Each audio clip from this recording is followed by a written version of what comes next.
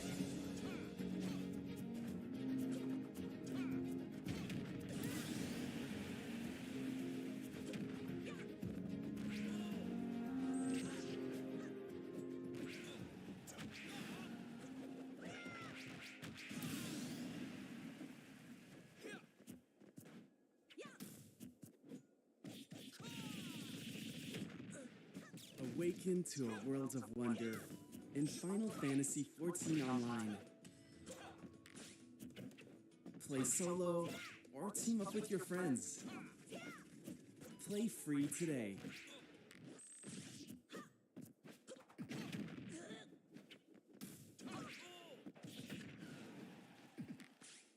I'm about to give my mom a surprise birthday. Let's see if she forgives me. Mother, where are you? Oh my god! Fire! Listen.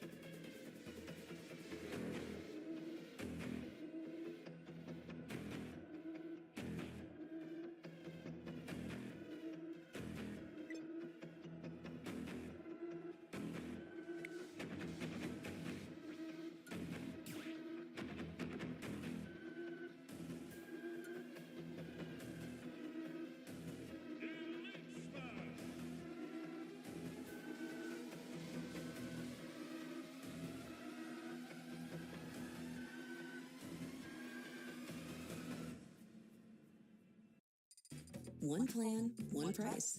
Introducing Simplicity from Verizon.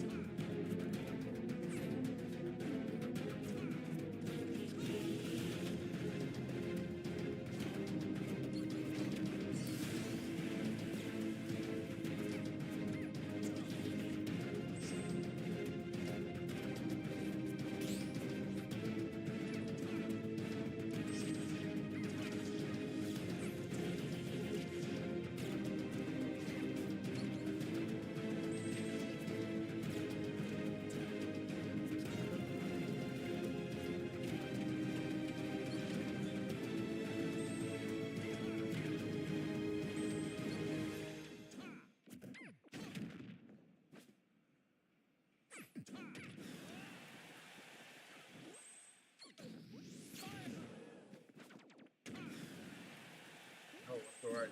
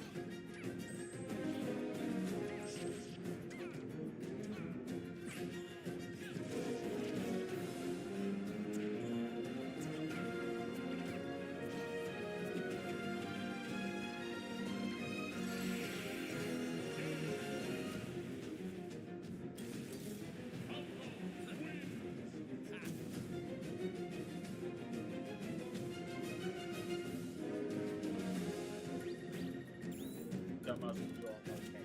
Yeah.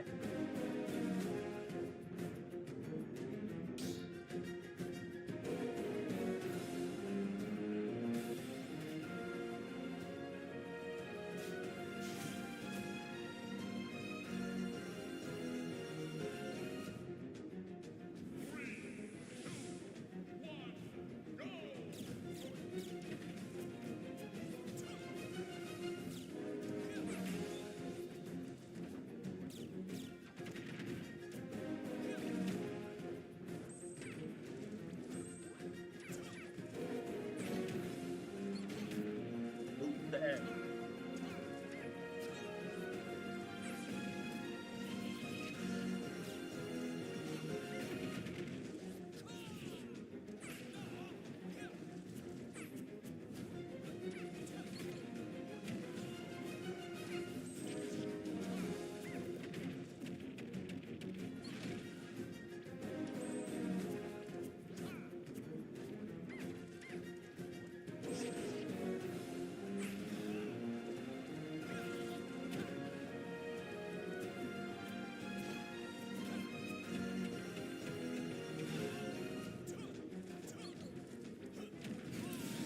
Yeah.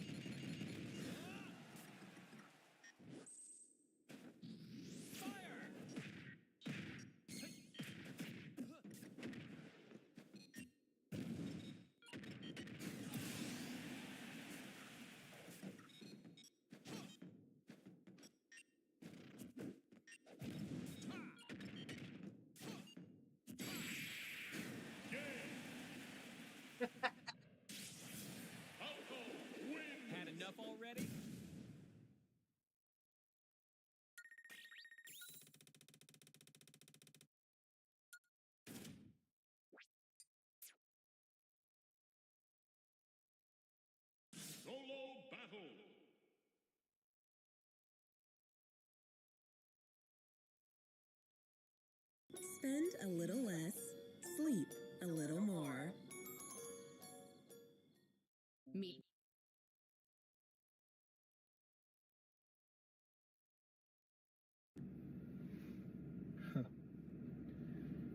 They ignored you when you were struggling. Now they are watching your every move.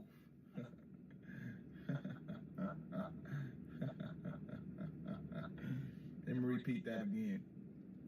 They ignored you when you were struggling. Now they watching your every move. I'm gonna speak on that, man. I'm gonna get started more on that video. But before we get started on this video, man, y'all go ahead, hit that like button. If you're new to the channel, thank y'all for all the love and support. I appreciate y'all, man. I'm gonna keep doing this for y'all. Y'all doing this for me, showing me love. I'm gonna show y'all love back, man. Go ahead, like and subscribe, hit the notification bell. Put it in the comments what y'all think about this video, man. Like and subscribe. Now, with that being said, let's get this video started, man. See, all you needed was a little help. Hell, just a little support. Just a little love is all I need. Just a little push, a little kick. They didn't want to give you that. They ignored you. You crawl out for help, cry for help, they ignored you. God saw that. He saw how those people was mistreating you. So what he did, he watched them all ignore you.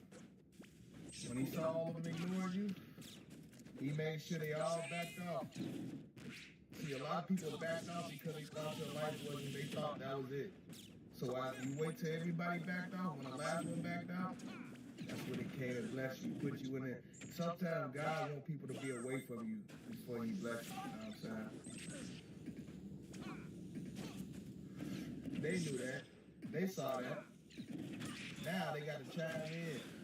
See, they know it'll be too fake if they come back with, hey, Kumbaya, what's up? They know that you know that. So they know they got to play it a different way. So what they got to do now is watch you. They got to study you every move. They looking at you like, how the hell? What the hell did you do?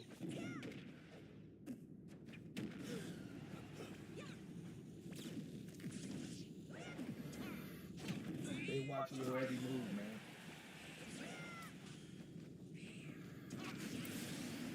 Same people that doubted you. Same people that never thought you was gonna be shit. Never thought you was gonna make it to nowhere. Same people thought that you were just capping and talking. The same people that thought they was always better than you. Same people that thought they looked better than you. Same people that thought they had more going on than you. And the same people that's watching you from a distance right now. And they don't ever want you to find out. They don't want you to ever discover that how much they really admire you.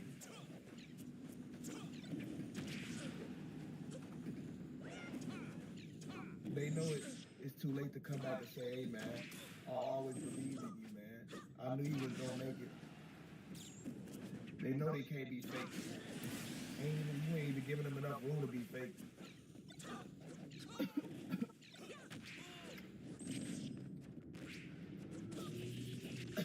They know they messed up.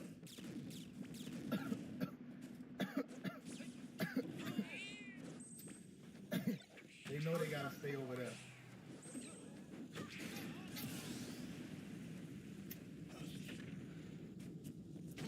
They know it's too late.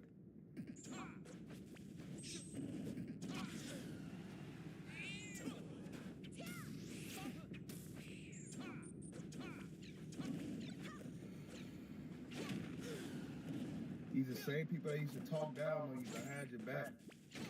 They used to get a laugh out of talking about you.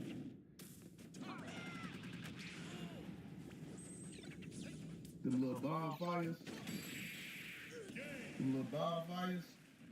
them little kickbacks, they're just talking about you the whole time. Now you in a position, they got to stalk. They want to keep up with you, but they can't.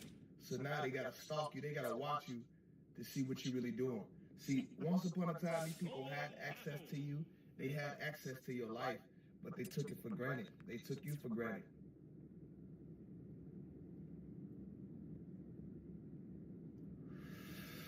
Now, they can't even recognize you. Damn, lost my ghost. My bad, y'all. My phone overheated. But I lost my ghost fucking with you niggas. Nah. But they gotta get to know you all over again. If you decide to allow them back in your life. If you decide to allow them back in your life.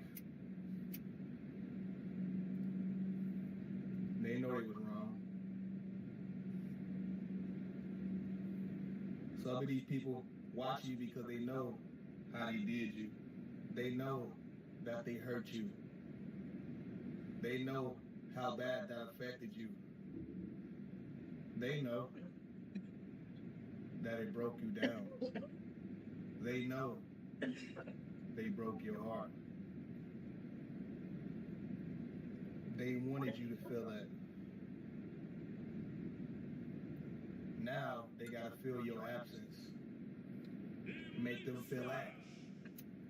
They made you feel that betrayal, that hurt, that pain. So make them feel that absence.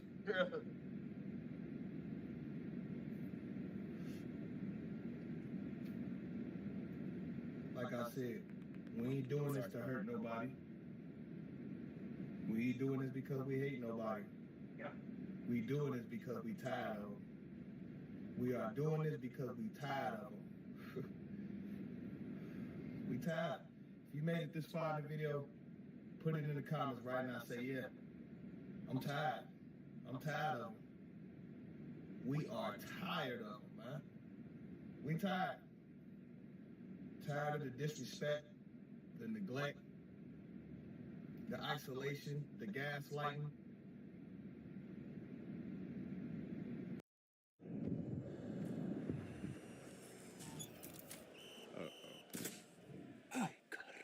Only Duracell. It's built different, with power-boost ingredients. That's why goats like Messi only run on Duracell. Power boost. Trends fade, but results are what stay.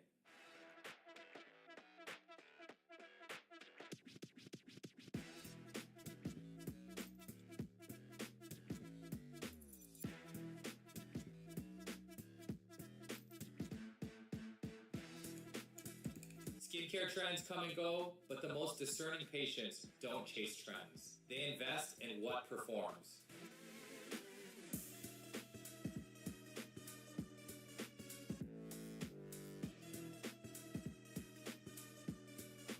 So I'm Dr. Daniel Sugai. I'm a board-certified dermatologist in the Seattle area. As a board-certified dermatologist, my reputation is built on what I choose to stand behind. Not what's new, not what's viral or trendy, but what consistently delivers results. Today I want to talk about one product, this guy, that I have mentioned on my channel for many years, that has quietly earned a permanent place in my practice and why it's becoming a non-negotiable for myself and for my patients. Alpha-Ret Overnight Cream has become the industry's best-kept secret. Yep, this guy. I have to say it's hands down the best retinoid I can recommend that does not require a prescription. One of the gold standard retinoids. Sabotaging, sneak dissing.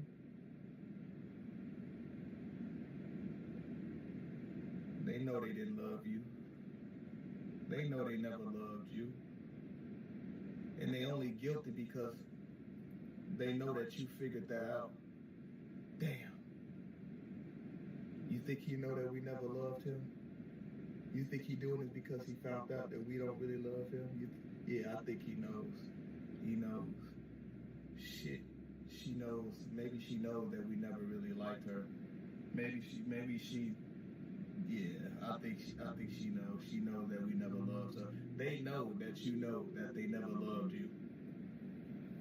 So now they gotta watch for evidence to see how she doing, how he doing.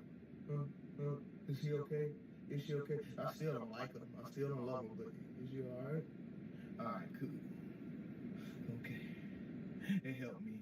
It helped me hard. Okay. And then they go back to saying fuck you again. Even if you was to allow them back around you, they ain't gonna do you right. These people ain't gonna change. So this video confirmation, don't go back. and let them watch. I just showed y'all another video and people from the towers was watching me like, what the hell? What are you looking at? Don't nobody watch you more than somebody that really don't like you.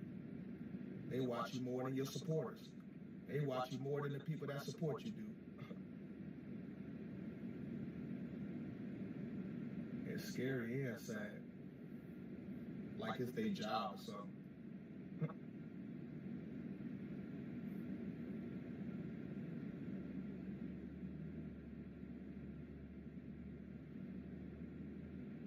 why I'm gonna keep preaching this. Stay away from them. I'm tired of them. I know y'all tired of them. As soon as I see it, it's on site with them. Nope. I don't even deal with them. I avoid people because I know what they own.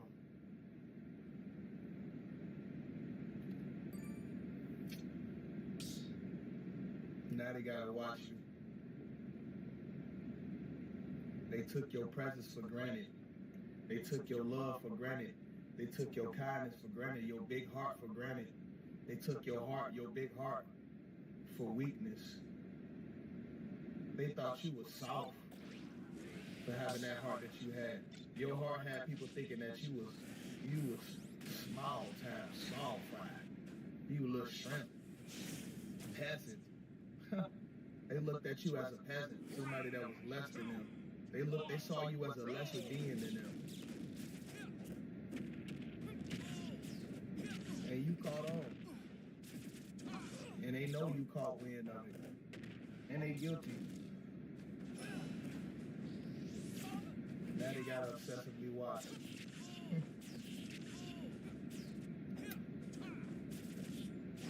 That's what I'm telling you. It's your time. Don't block them. If you got them on social media, don't unfriend them. Let them see this come up. Let them see that you blessed. Don't get mad that they watching. You know they watching. Let them see your blessings. Let them see that you are blessed. That's how you burn them up and try to let it eat them up. It's gonna eat them alive. It's gonna eat at them like stomach acid. It's gonna, boy, it's gonna, damn. They gonna be like, damn.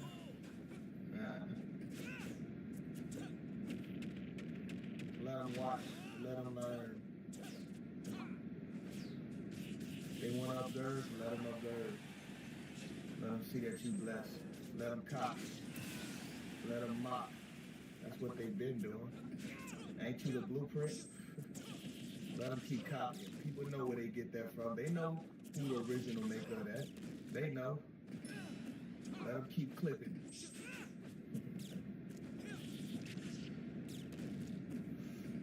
Yeah, they some copycats, but you know that though. Anybody copy you, that's a sign that they watching you. I'm gonna repeat that. Don't get mad. No, they copy. No, they copy. Man, anybody copy you, anybody copying you, that mean they watching you. It's your boy JDAKJG. I'll let y'all in the next video. Put it in the comments what y'all think about this video, man. They wrong, man. You're wrong, man. You're wrong, man. You're wrong. They know they wrong. They know they was wrong for how they did you. They know they was wrong.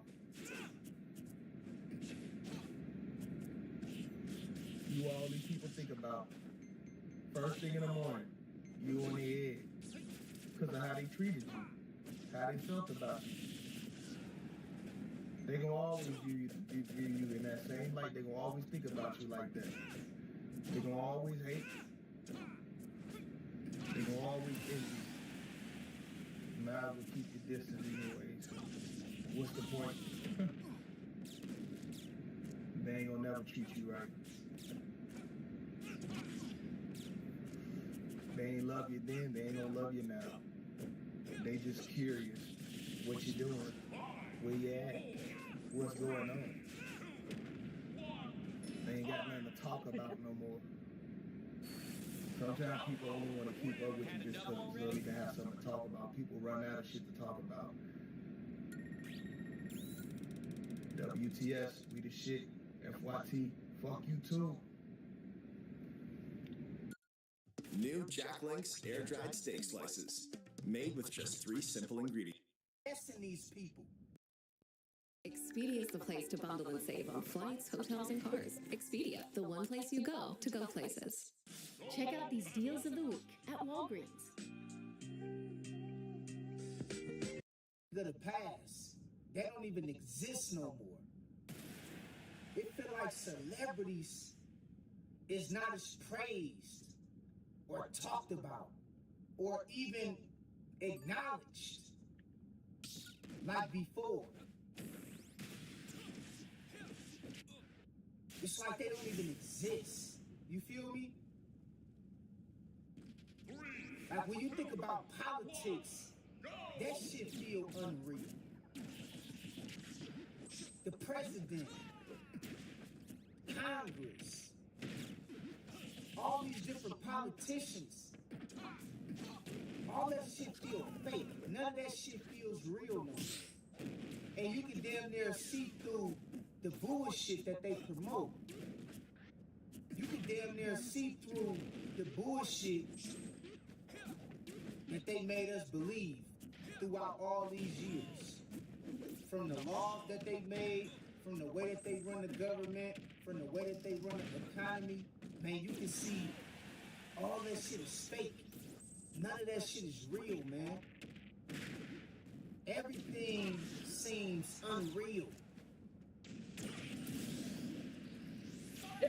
Like everything seems unreal. It's a strange energy in the air right now. It's a strange energy that's in the air. Like, I've been noticing how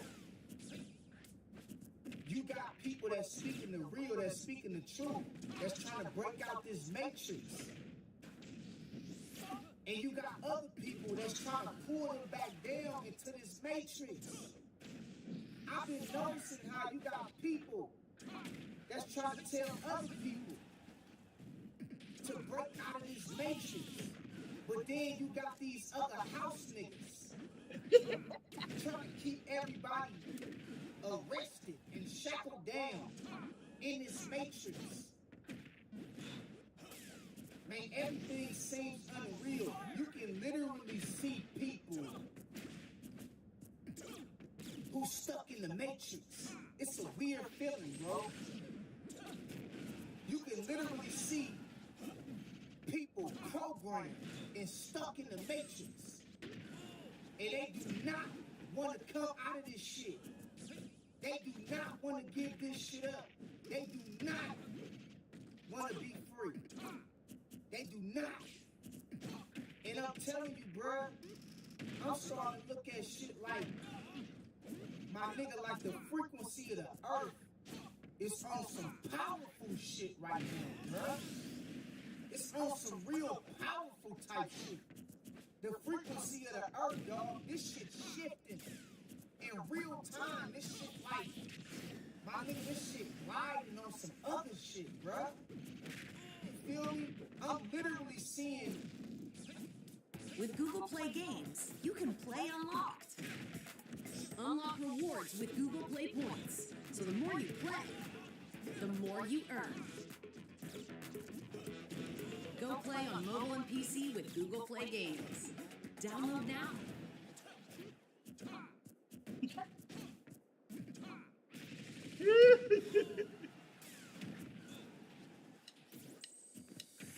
What if you could have your own personal sous chef? That's exactly what every Williams-Sonoma customer has, thanks to Salesforce. With Agentforce, every meal's perfected, every table's set, every holiday's handled. Recipes, techniques, tools, every answer at your fingertips. This is how Williams-Sonoma found the ultimate recipe for customer success. People that's stuck in the matrix trying to convince other people No. to stay stuck in the matrix. I'm literally seeing this shit. I'm literally seeing an increase of people who's not trying to go to work no more. Who's trying to do away with the monetary system. Who's giving up on credit and credit scores. I'm literally seeing people that's walking away from the Matrix, that's giving this shit the fuck up. Who don't want to participate in none of this shit no more. And then I'm seeing another group of people that's still stuck in the Matrix, that's trying to pull everybody back down. Oh man, go get a job. Oh man, go get a job, man. Ain't nobody coming to save you. You gotta get out here and grind. You gotta get out here and get this money. I'm literally seeing this shit like, damn, bro. I can see the people, we trying to snap this shit. We trying to break the Matrix. And then I can see another form of people who trying to keep everybody stuck and trying to keep everybody civilized and trying to keep everybody into this fake ass reality. Man, everything seems unreal, bro. This shit feels so unreal. Like it's a strange energy in the air right now, bro. We live like things feel so strange, bro. Things feel so strange. I'm not even lying to you, bro. Things feel completely strange and off. It's a weird feeling, bro. It's like going back to that thing about the Matrix. You can see this shit about to break. You can see it, bro. This shit, all this shit about to break, my nigga. You can damn near feel something about to happen. Like it's like the divine is on our side, my nigga. It's like the Most High is on our side right now, bro. It's like the ancestors is on our side right now, my nigga. And it's like the chosen is starting to rise up around this bitch. The chosen is starting to rise up. And we damn near about to snap this motherfucker. We about to break it. But then you can see another group of people who don't want to come out of the Matrix. You can see another group of people who still want to go buy houses. They still want to invest their money into all this materialistic shit. They still want to take up for the system. They still want to go out and vote for, the president in these different elections. They still want to participate in this fake ass reality. But then you got another side of us. We trying to break this shit. It's like tug of war right now, bro. It's like a spiritual warfare, bro. I'm seeing this shit, bro, in real time, bro. It's like a tug of war. It's like you got a group of us that's trying to break this shit, and we is. The ancestors is working with us. Then you got another group of people who trying to, they pulling back, trying to stay stuck in the Matrix. They don't want to come out of this shit. Man, religion. We start to see religion for what it really is. People was walking away from their religious beliefs. People was giving up on their religious ideologies. People was giving up and walking away from these religious books and these religious stories that we were sold throughout the centuries. People was walking away from all this shit, bruh. You feel me? Hell yeah. Man, I'm starting to see a shift on the earth, bro. Like I'm starting to see it in real time. It's some crazy shit, dog. It's some real crazy shit that I'm seeing right now, bro. You feel what I'm talking about? But then you got another group of religious people who trying to keep everybody involved in a religion or stuck in a religion. But then you got another group of people who not trying to be involved with religion no more. They don't want to have nothing to do with religion no more. They coming out of this shit. Man, everything seems unreal, man. It's like the veil have been lifted. You can see everything for what it is now, bro. You can see people for who they really is. You can see family for who they really is. You can see neighbors for who they really is. It's like it's no more secrets. It's nothing else to be hidden. feel like everything is coming to light. It's coming to the light. You feel what I'm saying?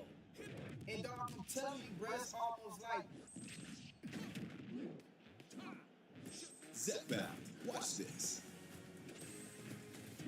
Watch this. Zepbound is the first and only prescription medicine for moderate to severe obstructive sleep apnea, or OSA, in adults with obesity. A treatment that helps reduce breathing interruptions during sleep. After just a year, many taking it had no OSA symptoms. Don't share needles or pens, or reuse needles.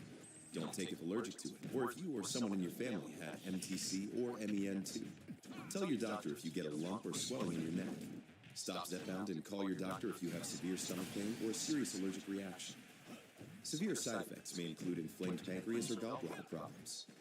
Tell your doctor if you experience vision changes before scheduled procedures with anesthesia, if you're nursing, pregnant, plan to be, or taking birth control pills. Taking Zepbound with a sulfonylurea or insulin may cause low blood sugar. Side effects include nausea, diarrhea, and vomiting, which can cause dehydration and worsen kidney problems. Ask your doctor about Zepbound, a game-changing treatment for OSA. Zepbound. Watch this. Watch this. We gotta send a mess. Keep out of house kitchen.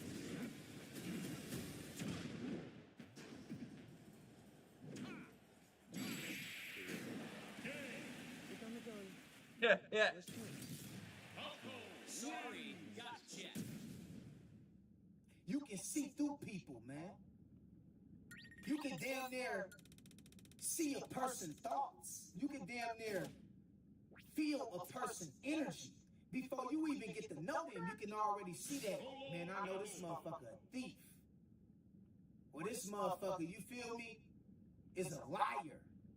You can damn near sense something is totally off about people nowadays. And you can get a clear idea on the way that people is moving and the way they think without you even really getting to know them or getting to meet them.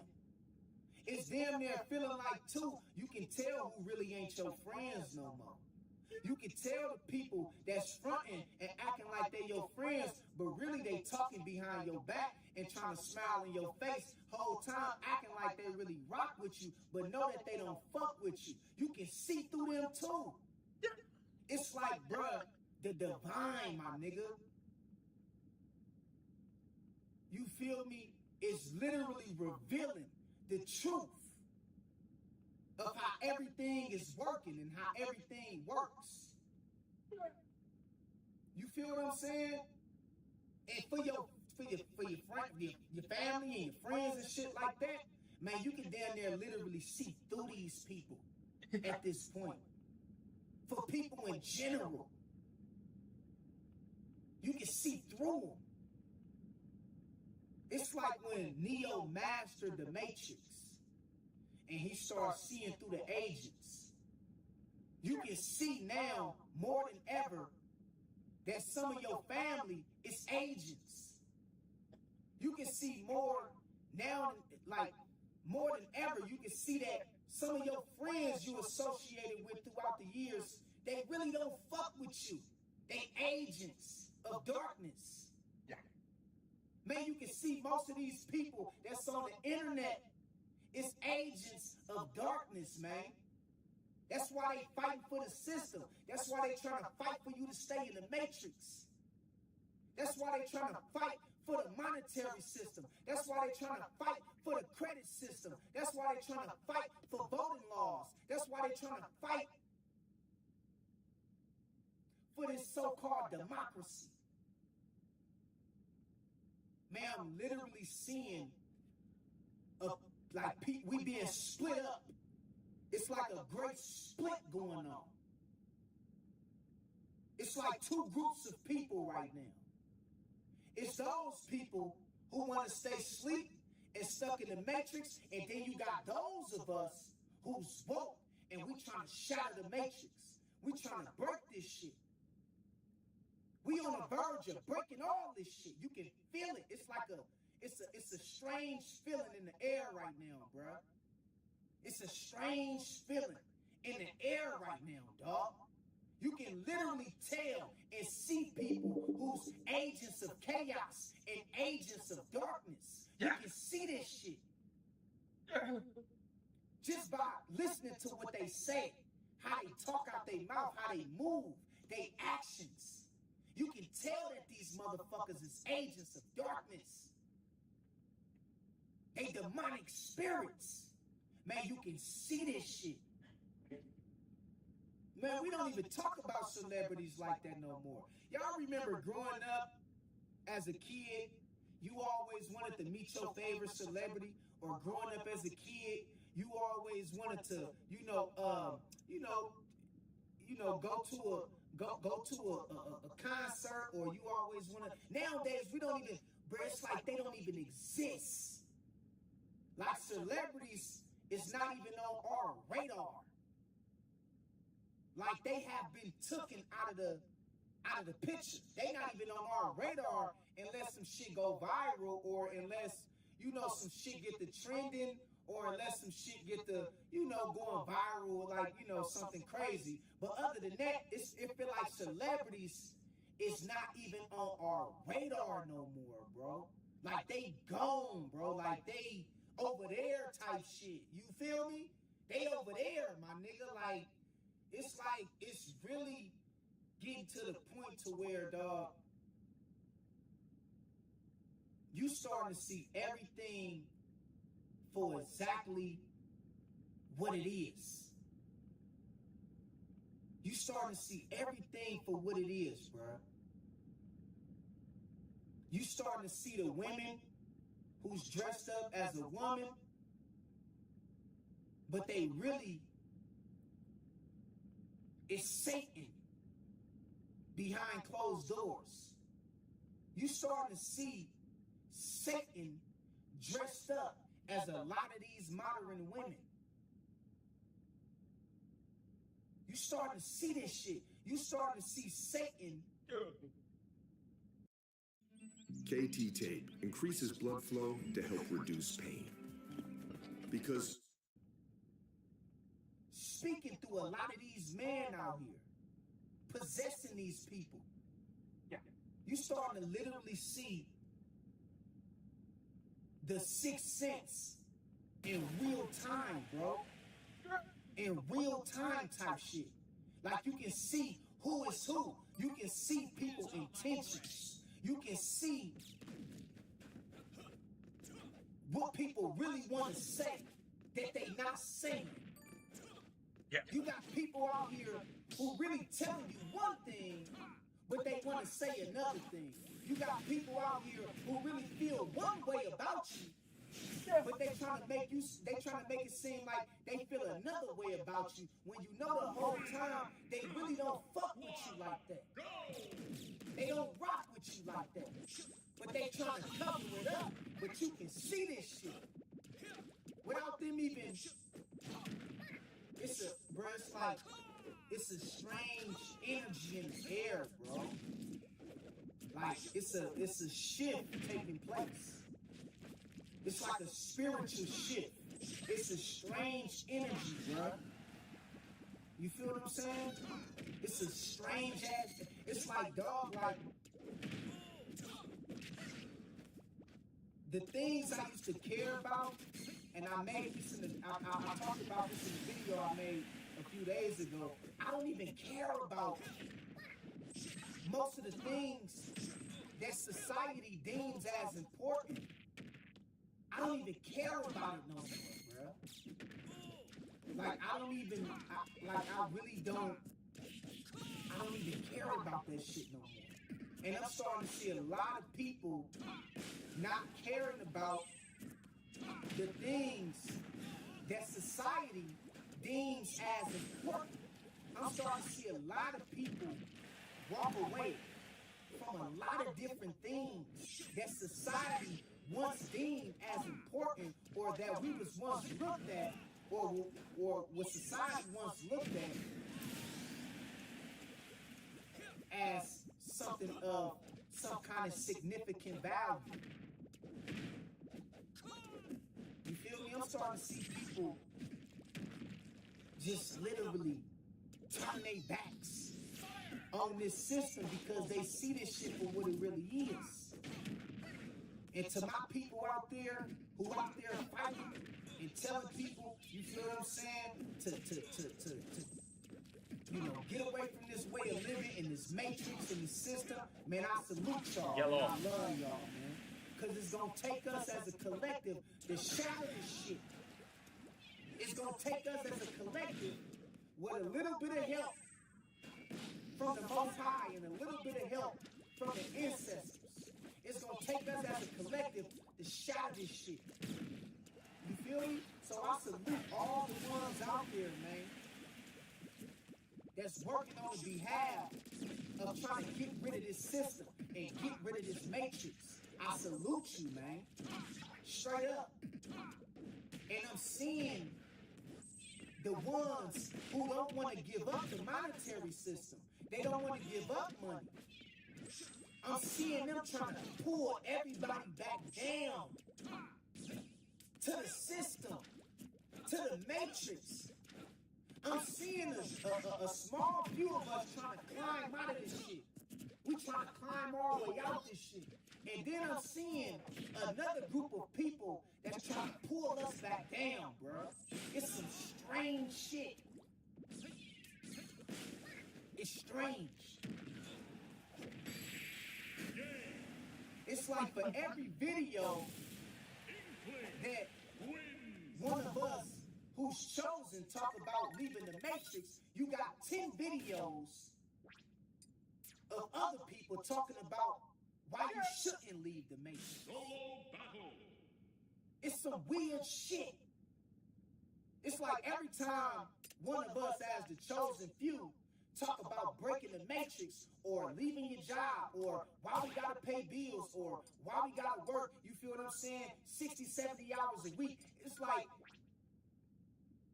we get 10 videos following those kind of videos that tell us why we should stay involved and why we should stay stuck in this system. And then people will tell you, ain't nobody coming to save you.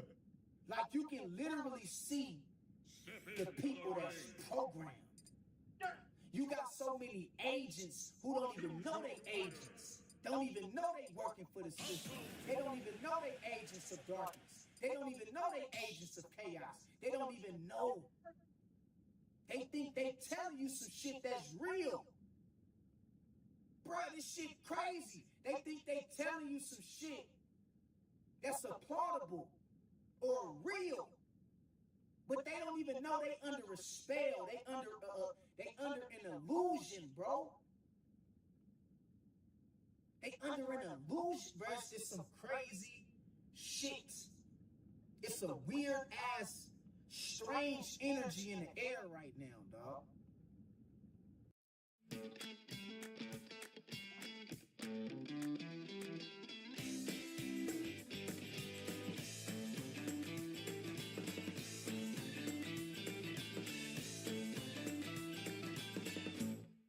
Not everyone's life runs in straight lines. At Sophia, we get that. Our flexible, affordable, self-paced college-level courses help thousands of people just...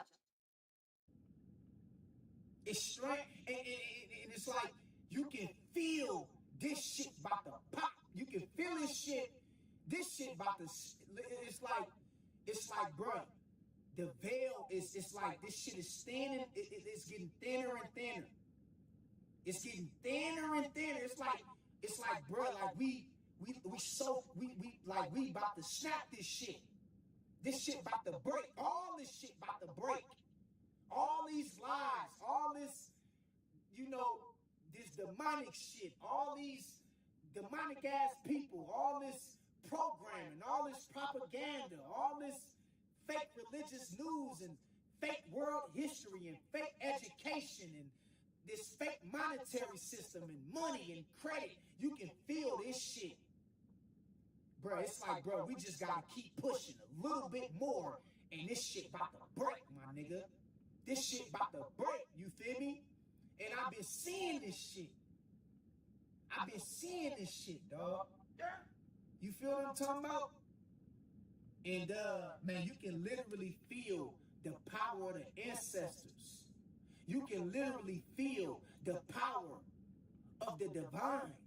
You can literally feel the power of the Most High working on our behalf. You can feel it. If you really pay attention, you can feel the way God got people moving. He got some of us, you know, the ones that we call chosen, got us moving so in opposite to the way everything is normalized, to where it's giving people a change of perspective. And it's starting to piss people off. The chosen is moving so against the grain right now, bruh. We moving so against the grain, bruh. We got a lot of people mad at us, bruh. We got a lot of people mad at us, bruh. We pissing a lot of people off because a lot of people don't want to wake up. They want to stay asleep. And nigga, they don't want you to come fuck with their money. They don't want you to come fuck with their money. They don't want you to fuck with they, you know, the shit that they thought they owned. And it's like the chosen, we pissing people off right now, bruh. We got a lot of people pissed off at us because it's like they can see that we about to break this system, bruh. They can see that we waking a lot of people up. They can see this shit. And then you got a lot of people who don't like that. They don't like that us as chosen people or spiritual people, they don't like the fact that we waking people up. They don't like that shit. Bro, it's some crazy stuff going on, dog. It's like a real spiritual war. You feel me? But it's in a way to where it's like, it's manipulation tactics. It's like mind games. It's a spiritual war in a way to where it's like it's about energy. It's about bruh. It's about manipulation, bruh. It's about manipulation. You got some of those of us who's trying to free people of a certain mentality. And then you got other people who's trying to manipulate people further and deeper into the trap of the matrix. You feel me? It's some crazy stuff. I'm telling you, dog. I'm telling you.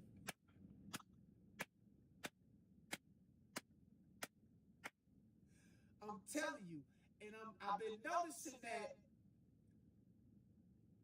us, the ones who trying to break this matrix and break away from this system, you know, the ones who's not trying to pay rent no more, who's not trying to go to work no more, the ones who's giving up on the monetary system and the credit system and going to vote for, we is pissing a lot of people off.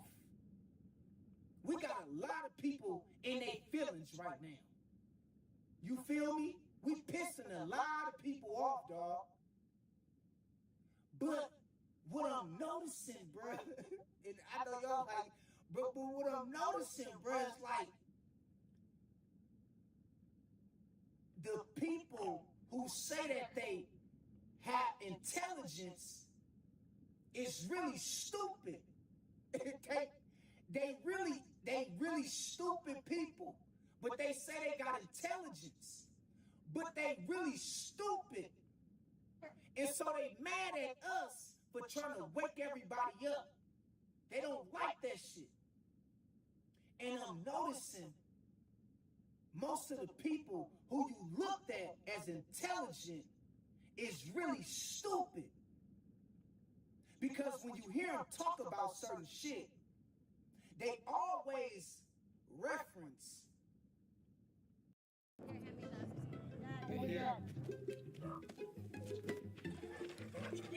Where do we start?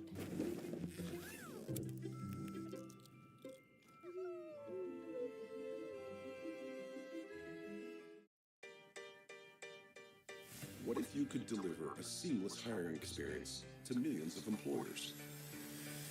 That's what it The matrix or the system to justify why they do certain things. They never really give nobody no clear indication of why we should be trying to break away from this system. It's like they always working the opposite of those of us who's trying to free people or free the slaves and free people minds out of this illusion. It's like they working against us. They don't want us to basically expose this reality or this system or this society. They don't want us to expose this shit. And so they use words like, you broke. You gonna stay broke forever. That's one word they use. Another word they use is lazy. You lazy. You just don't want to work. You don't want to get off your butt and go work. You don't want to do nothing. You don't want to make nothing happen for yourself. That's another word they use. Another word they use is chase your dreams. Oh man, go chase your dreams, man. Go follow your dreams, man. I'm telling you, man, you gotta chase your dreams, man. That's another word I've been on this shit. I've been on them, bruh. That's another word they use. They like to use these triggering words. You broke. Chase your dreams. They like to use these triggering words to pull you back down into the matrix. They love to use these rage-baiting words to pull you back down into the matrix. They love to call you lazy and use words like, you lazy, man. You just lazy. They love to use these as triggering words that they use to try to keep all of us from breaking this matrix or breaking this system and breaking out of this false reality. It's some strange, bro. It's like the spiritual war I'm noticing. It's spiritual, but it's in a way to where it's about manipulation and mind games. It's a mind thing right now, bro. It's a mind thing. That's you know, because we always talk about spiritual warfare, and it is in fact a spiritual warfare. But most of it have a lot to do with one's mentality and the way you think. It's a war on the mind. It's a war for the mind. It's a war for the soul. It's a war for the soul, man. You feel, and it's like, man, I just been seeing this shit. Like, damn, like this shit is, bruh, this shit is powerful, bruh. I'm talking about, bruh, it's a battle, bruh. And niggas is throwing blows right now. You feel me? Niggas is throwing blows. We in the ring with this shit right now.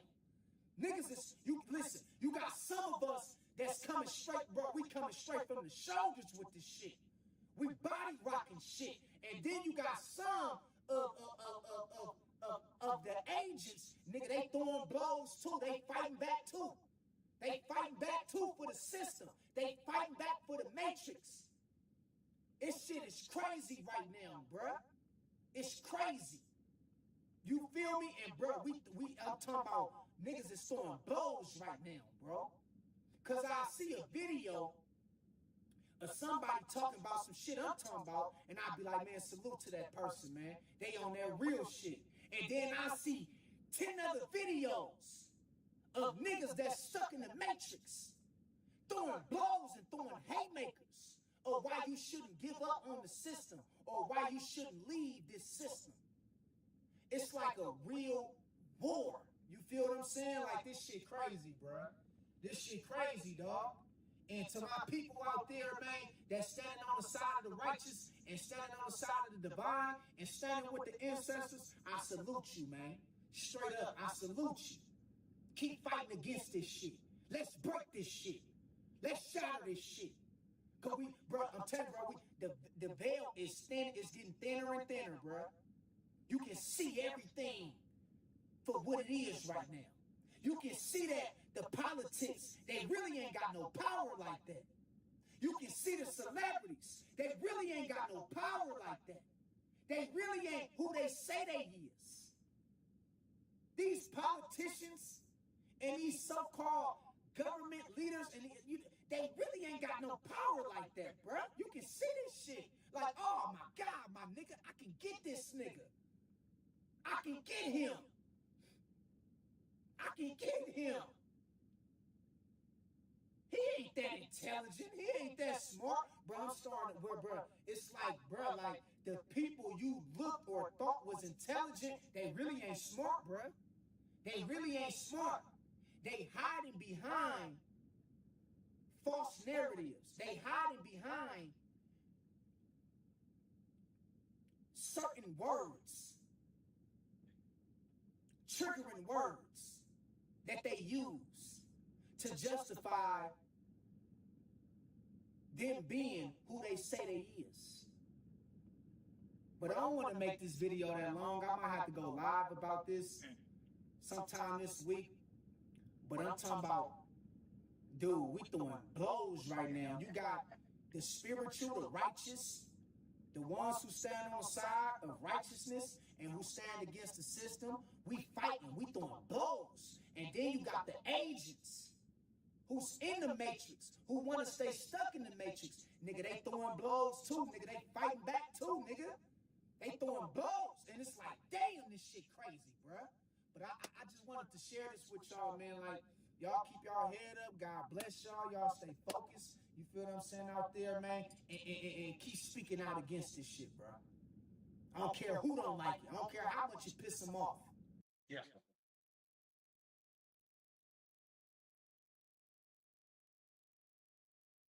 When we hit the pothole, I worried we'd be stranded for hours. And our lives will revolve around the pothole. Thanks to the Geico app, help arrived in under an hour. It feels good to get help fast. It feels good to Geico. We're looking for adults 45 and under to be in our HPV vaccination ad. Sound like you? Not me. In a relationship. If you're sexually active and unvaccinated, it could still be you. I'm too old. If you're under 45, you're not.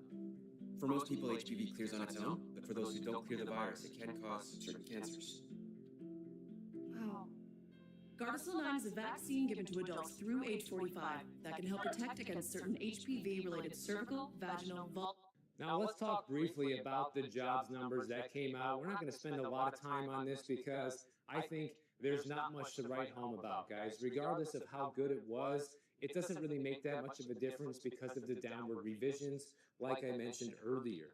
But all the news stories are talking about how the job market is back, baby, and everything is looking good again. But they're not talking about how hard it is people actually get these jobs, how unqualified most people are, and how a lot of these jobs still are not enough to pay the bills. None of that stuff gets mentioned, just the actual numbers that end up being wrong in the future. Great. But according to the report, they say that factories, restaurants, construction jobs, and local governments have all gone back into hiring mode. And instead of healthcare being the primary source of job growth, hiring has now broadened across multiple sectors of the economy. So that is the one encouraging part from this story, that finally other industries are starting to open back up again. It's not just healthcare and social services and government providing all the jobs. One of the other interesting reasons cited for a lot more jobs being created over this past month is that consumer spending has remained stronger than many economists expected. And what do we know about that? Well, we know that consumer spending continues to go up. Why? Because inflation continues to go up. So people have no choice. They have to spend more.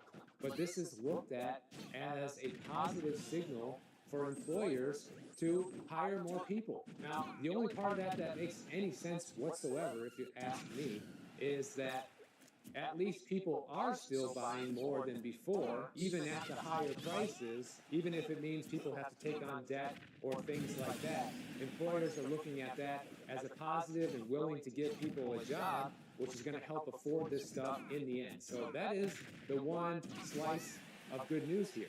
Over the last 3 months, we have averaged 188,000 jobs per month.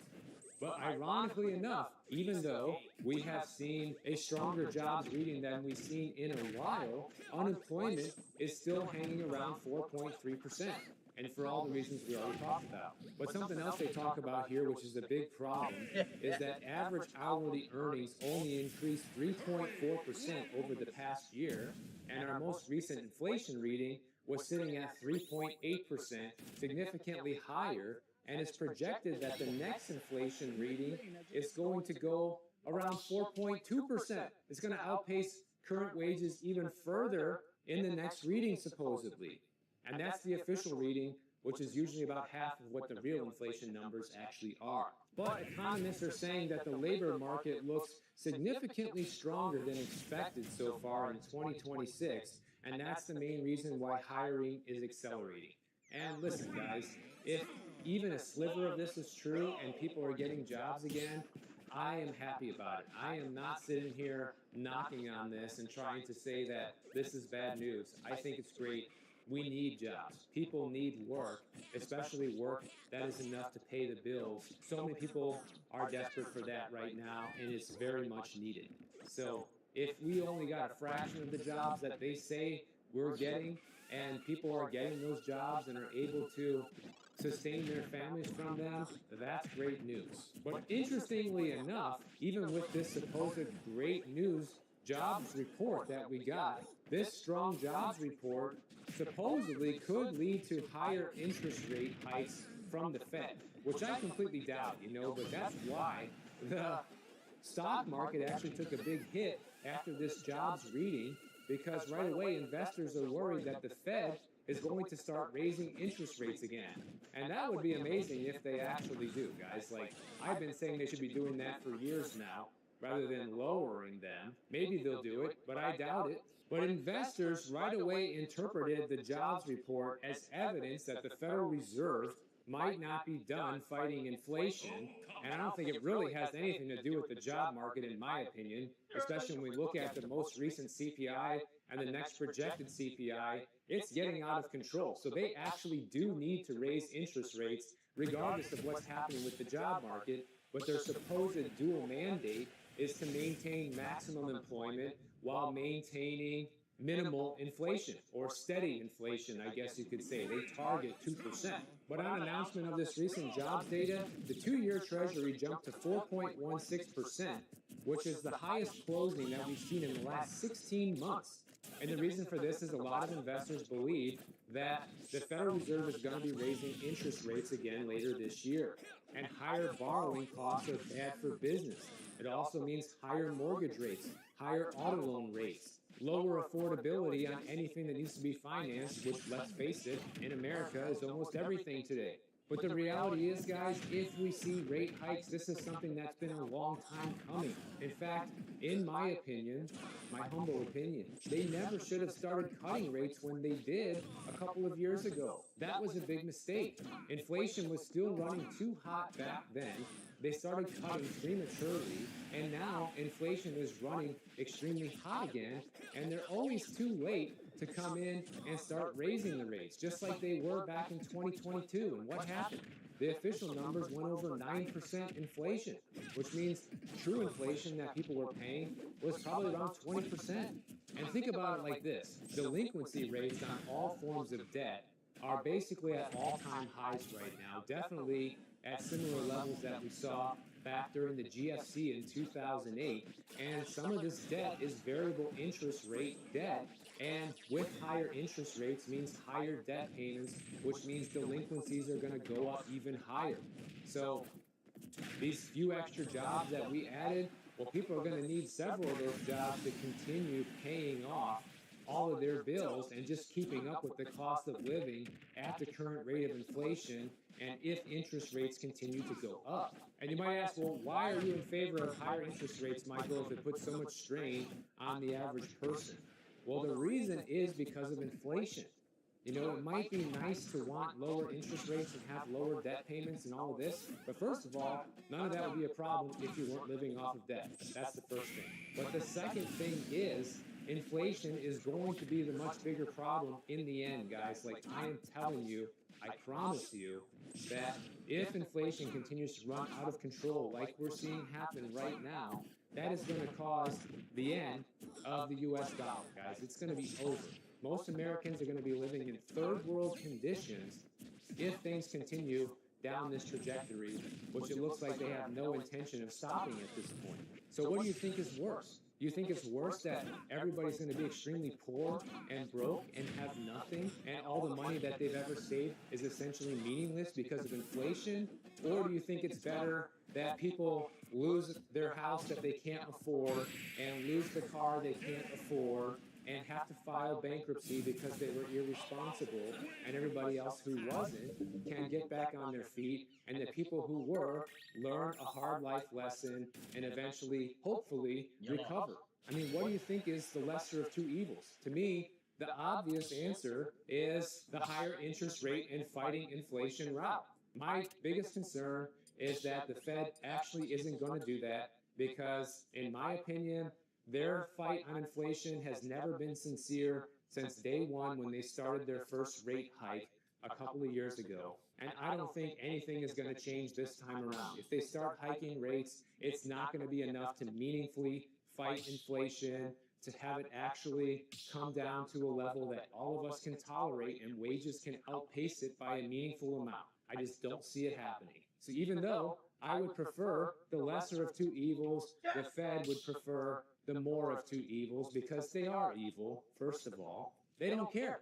These people already have everything, you know? They already have all the money. They already have all the wealth. They already control everything. So what do they care what happens to the average person? Clearly they don't. In order for the Fed to truly fight inflation, they would need to raise their current federal funds rate by at least 200 or 300 basis points and see what happens from there. Why don't they do it? Because they can't. Because the national debt is too high, and the U.S. government would be basically forced to default on their debt payments. That's the main reason they don't do it, if you ask me. So I wouldn't be expecting our officials and leaders to be actually fixing this problem anytime soon, or really ever, unless the entire regime were to change and everybody who was in office these days had nothing but good intentions for the future of our country, which just isn't going to happen. Let me know what you guys think about this stuff down in the comments below. It's been a pleasure making all of these Miami videos for you guys. Next time you see me, I will be in California. So if you enjoyed this video, make sure you are subscribed to the channel. And if you don't want to wait for my next video to come out, check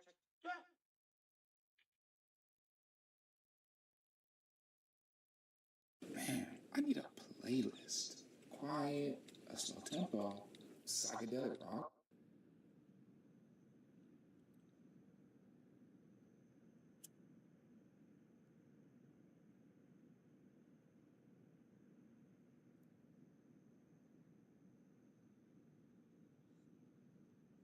Boy, some of y'all gonna die alone. Yeah.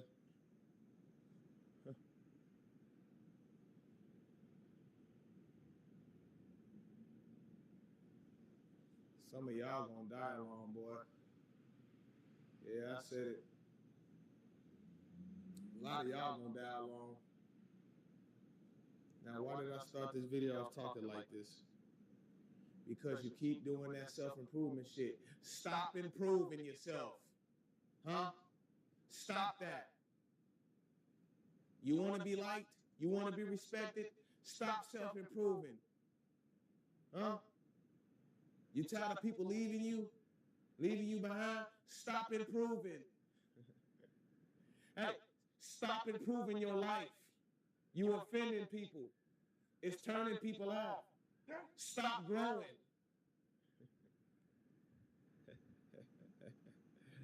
It's your boy Jet, aka JG, man. Hit the like button, man, so we can get this video ticking in the algorithm, man. Y'all already know what time it is, man. Thank y'all for all the love and support. If you're new to this channel, man, go on, like and subscribe, hit the notification bell so you'll be notified every time I drop another one, man.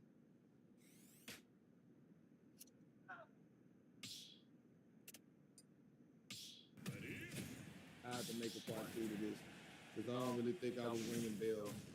So I'm gonna have to say it again. 3, 2, 1, go! That self-improvement is gonna cost you a lot. It'll cost you a lot in the run, man. You wanna level up? You wanna win? You gotta be willing to lose something. You gotta be willing to lose somebody.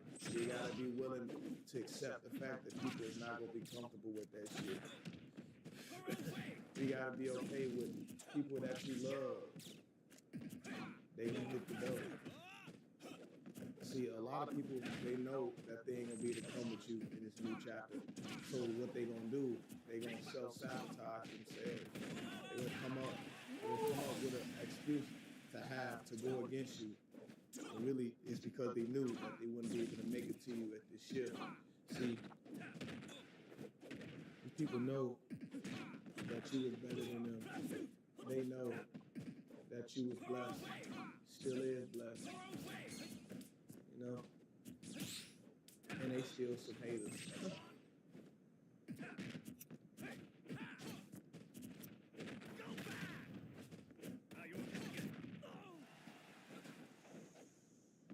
See, you thinking self-improvement,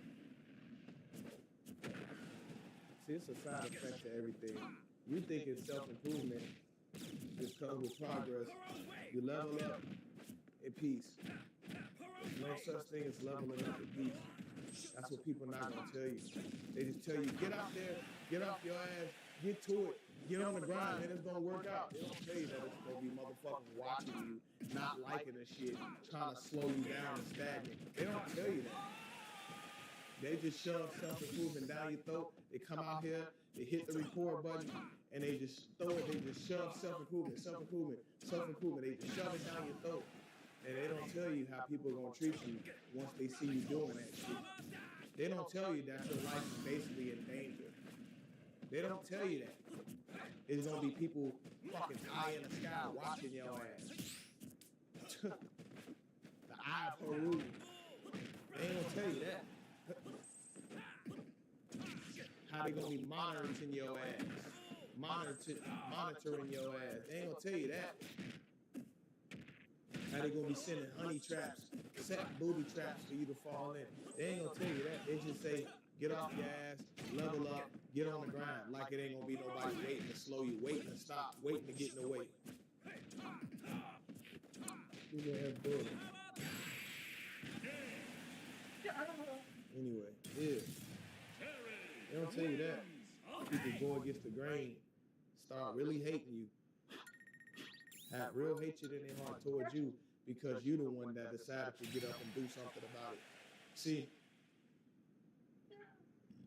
in life, you have a choice. It's either complain about it or do something about it. You decided, out of all those people, you decided to get up and do something about it. And people exiled you for it. People isolated you for it. People started hating you for it. People started getting mad at you like you did something to them for it. You know why? Because deep down, every time you show up, every day you wake up, every time they lay eyes on you, you are a walking living reminder that they should have done something about it, been done something about it, and they never did, and it only got worse and worse for them. That's why people don't like you coming around, huh? Hell, because you are the physical embodiment of what not giving up looks like. You embody that shit. This is what drive consistency looks like. Fuck him, fuck that. I don't want to see that shit. I'll get the fuck out. Like a big ass, like, get that shit out. I don't want to turn that shit off. Hey, turn the light lights to them. Damn, turn that shit off. Yeah, that ain't want the lights to turn out. You're shining too bright. Check out these deals of the week at Walgreens.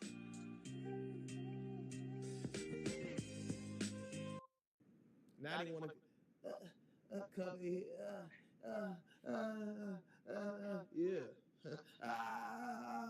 I bet it is burning their damn eyes with their evil asses. Yeah. I bet it is burning their eyes with their evil asses.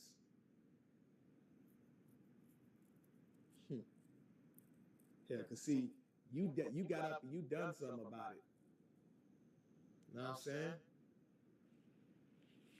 If you one of those people watching this video and you know you doing something about all your problems instead of sitting around and complaining and not doing nothing about it, you know what I'm saying?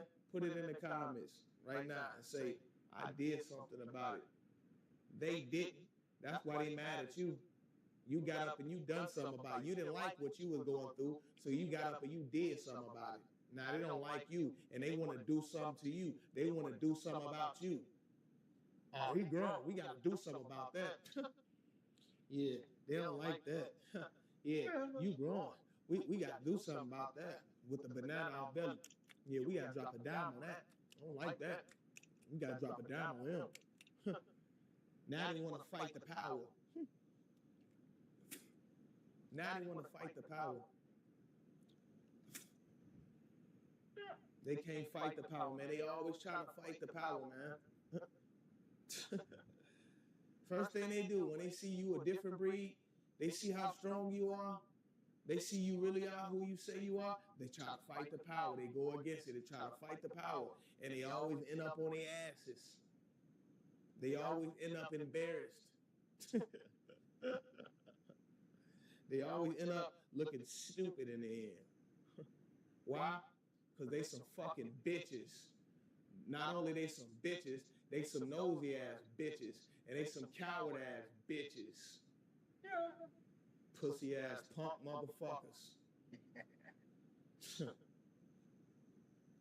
And that's how we coming. Ain't no filter on this channel. I told you. Shit. Now they want to go up against it. Don't even know what they going up against. Just going up against it because they jealous. They acting out of emotion. And their emotion is jealousy and envy. Like a girl. It's a shame that these are some people's fathers acting like this. These are supposed to be the man of the household. These are supposed to be leaders of somebody's household.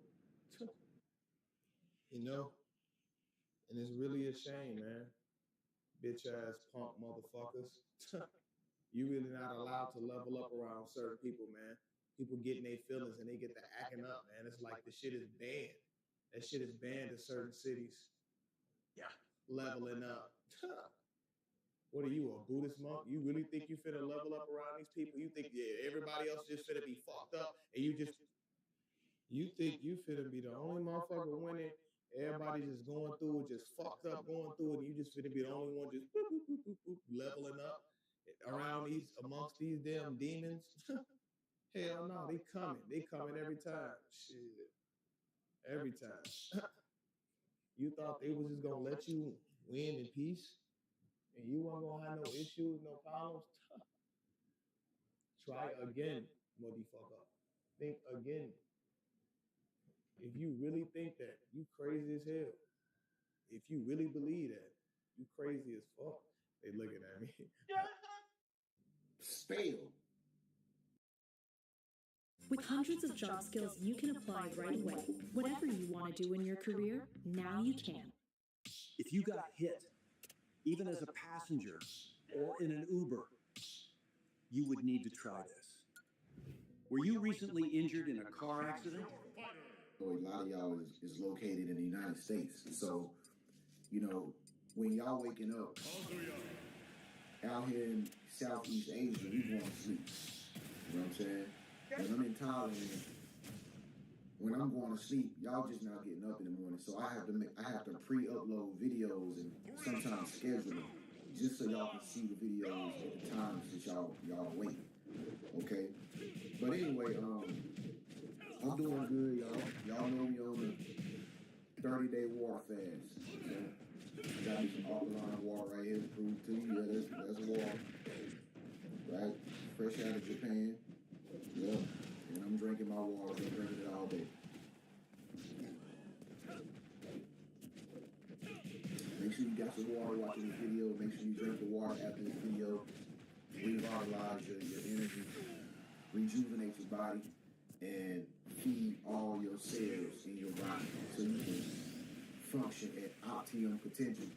Okay? If you're a chosen one, you have to be at the highest vibration level. Okay? So, also, if you ain't got none yet, you might want to get some Calm Ease Extra. I keep saying extra. It's elixir. I'm a country boy. Get you some Calm Ease elixir. Shout out to my people that be rolling up and smoking. We had a big conversation in the comment section of my last video because people was trying to justify smoking. I guarantee you, bro, this is harder than your blunt. Hey, this is a natural vegan supplement, and I put all the stuff in it that calms down the mind, the body, and the soul. I put all the stuff, ingredients that you need in this, and I guarantee you this will be more effective to put you on cloud 9 than your blunt could ever do. Just try it. Make sure you get you some of this, fellas and ladies. If y'all smoke, just try me. Take me up on my offer on Sunday. Click the link below. TrendSupplements.com, and also get some Berry Blaze elixir to go with it to put in your water. Genius power stuff, y'all. Only for geniuses, the chosen one. But anyway, let's get down into the video. I don't know if y'all know this, but we do not live in the same world that we lived in about 10 years ago. We don't. I don't know what the hell happened over the past 10 years, but we do not stay in the same world.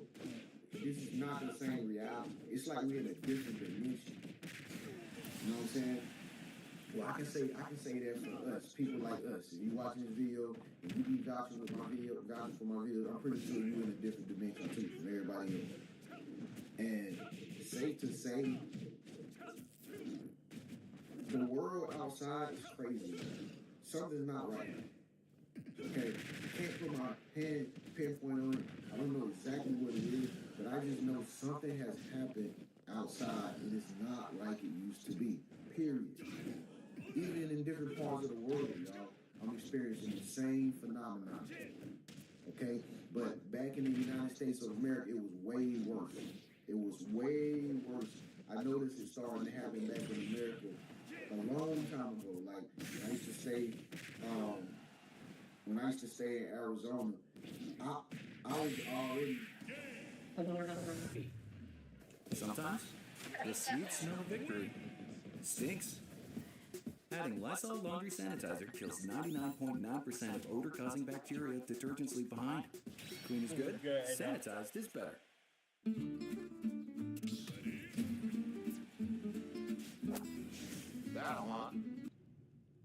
Like I was already picking up on what was going on. Like I told y'all, like I would go into grocery stores like every day, and I would just notice this look on everybody's face. It was like it's a look of despair, confusion, like separation. You know what I mean? It's like a lot of people is just not here or something.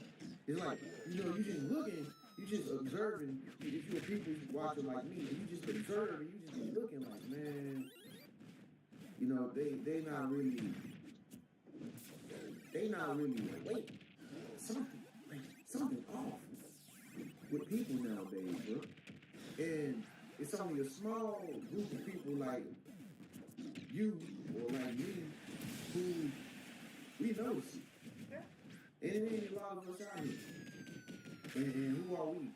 We just people that's trying to keep the positive vibes going. You know, we just people that want to see everybody win. You know, we just people that got a high vibe. You know, we just drink water and healthy stuff. You know what I'm saying? We try to stay in shape. We try to have mental clarity. You know what I'm saying? We try to stay up-tempo type people, right?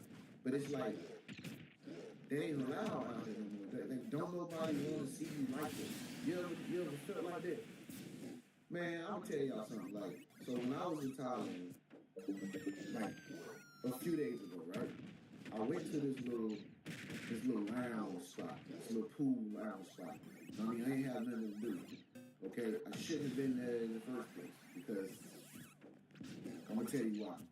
But I was at this little lounge spot, and everywhere I go, most of the time I'll be by myself. If I ain't with some chick, you know what I'm saying, some Thailand chick or whatever, I'm by myself most of the time because I'm just like you. I like my peace. I like to think.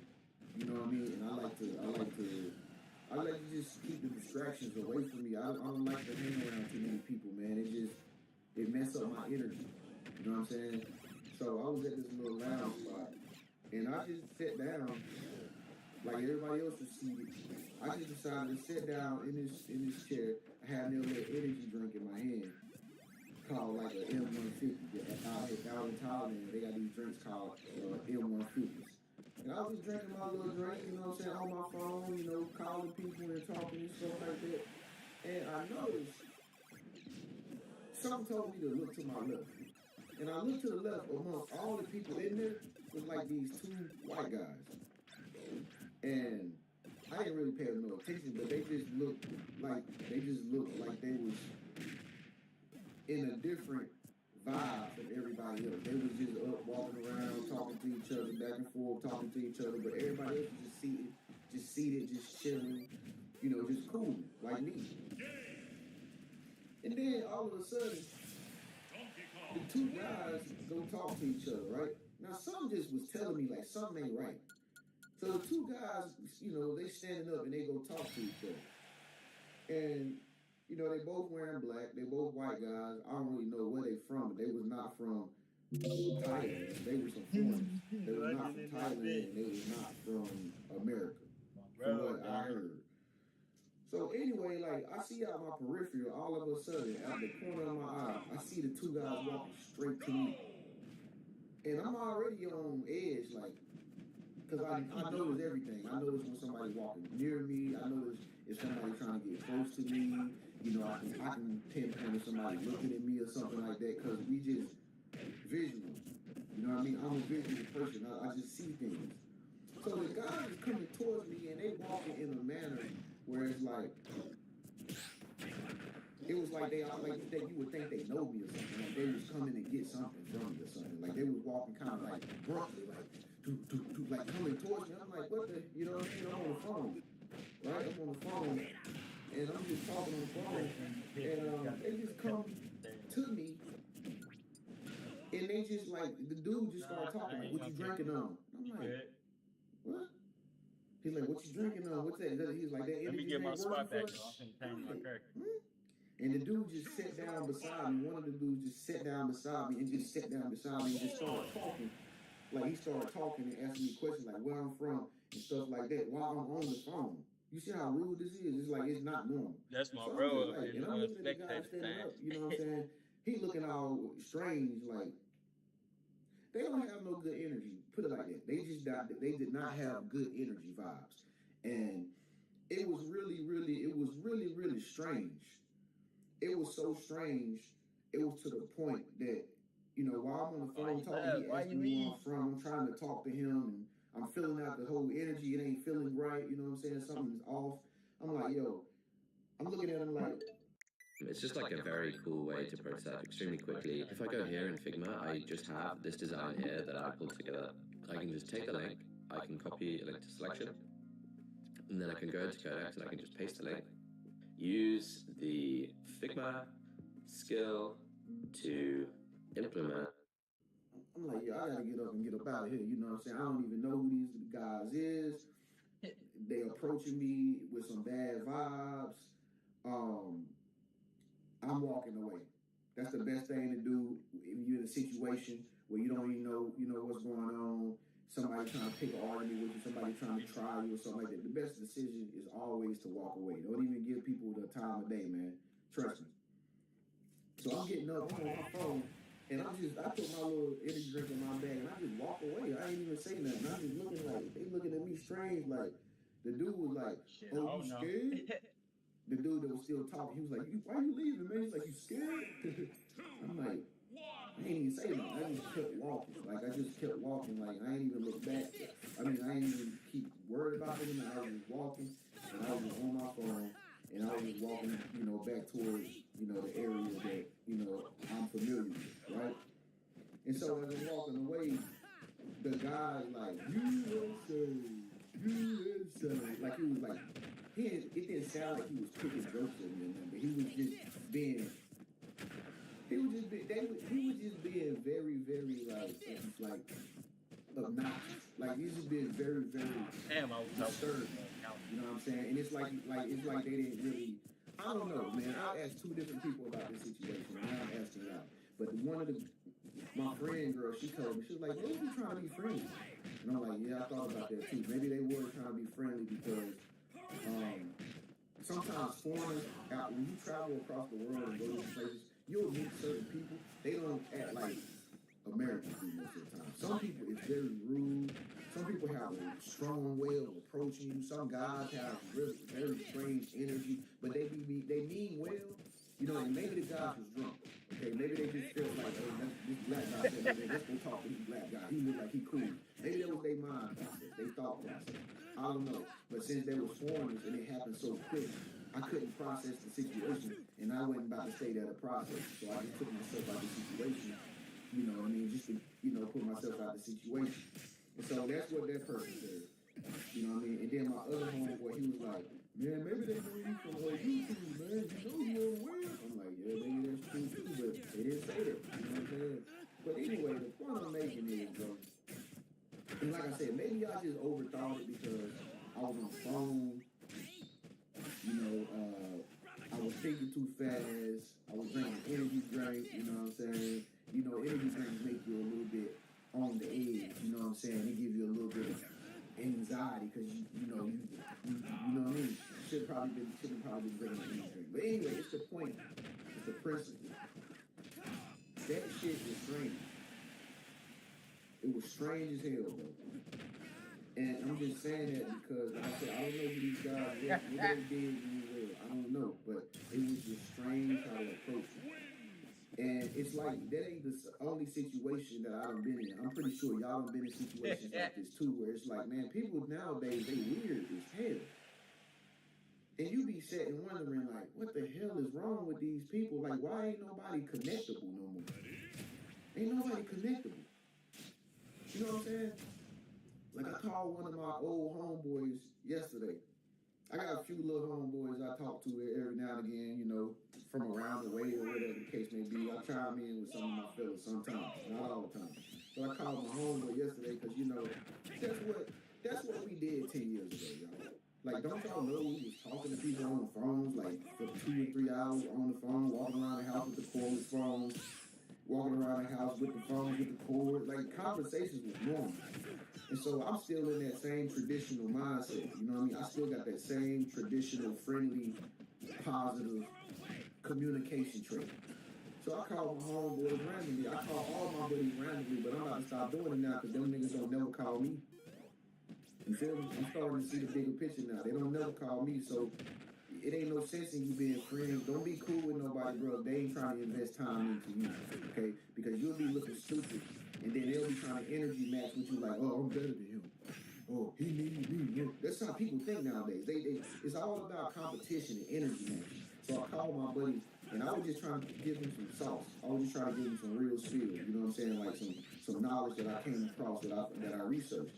So I'm talking to this dude on the phone about this information that I had discovered, right? He probably needs it. You know what I mean? I really don't need it. Because I'm a much bigger, I got much bigger stuff going on in my life, bro, than this cat do. Okay? But I was just trying to help a brother out. Because I don't always I help people out just like you probably do, which you can't even do no more. But I try to help people out because I want to see people win the same way I want to see myself win. And I don't mind giving information to other homies or something like that. So I called this guy, telling him some stuff. Man, he just sitting there on the phone, just, okay. And you can just tell by, like, the energy. It's like, he didn't really give a damn because he just didn't want me to know he gave a damn. And so, as I'm talking and telling him valuable information that could probably help change his whole business and make it better, this dude like, hey man, I'll talk to you later. All right, peace, bye. I'm like, I need a recharge playlist with classic R&B, soul, and no kids music.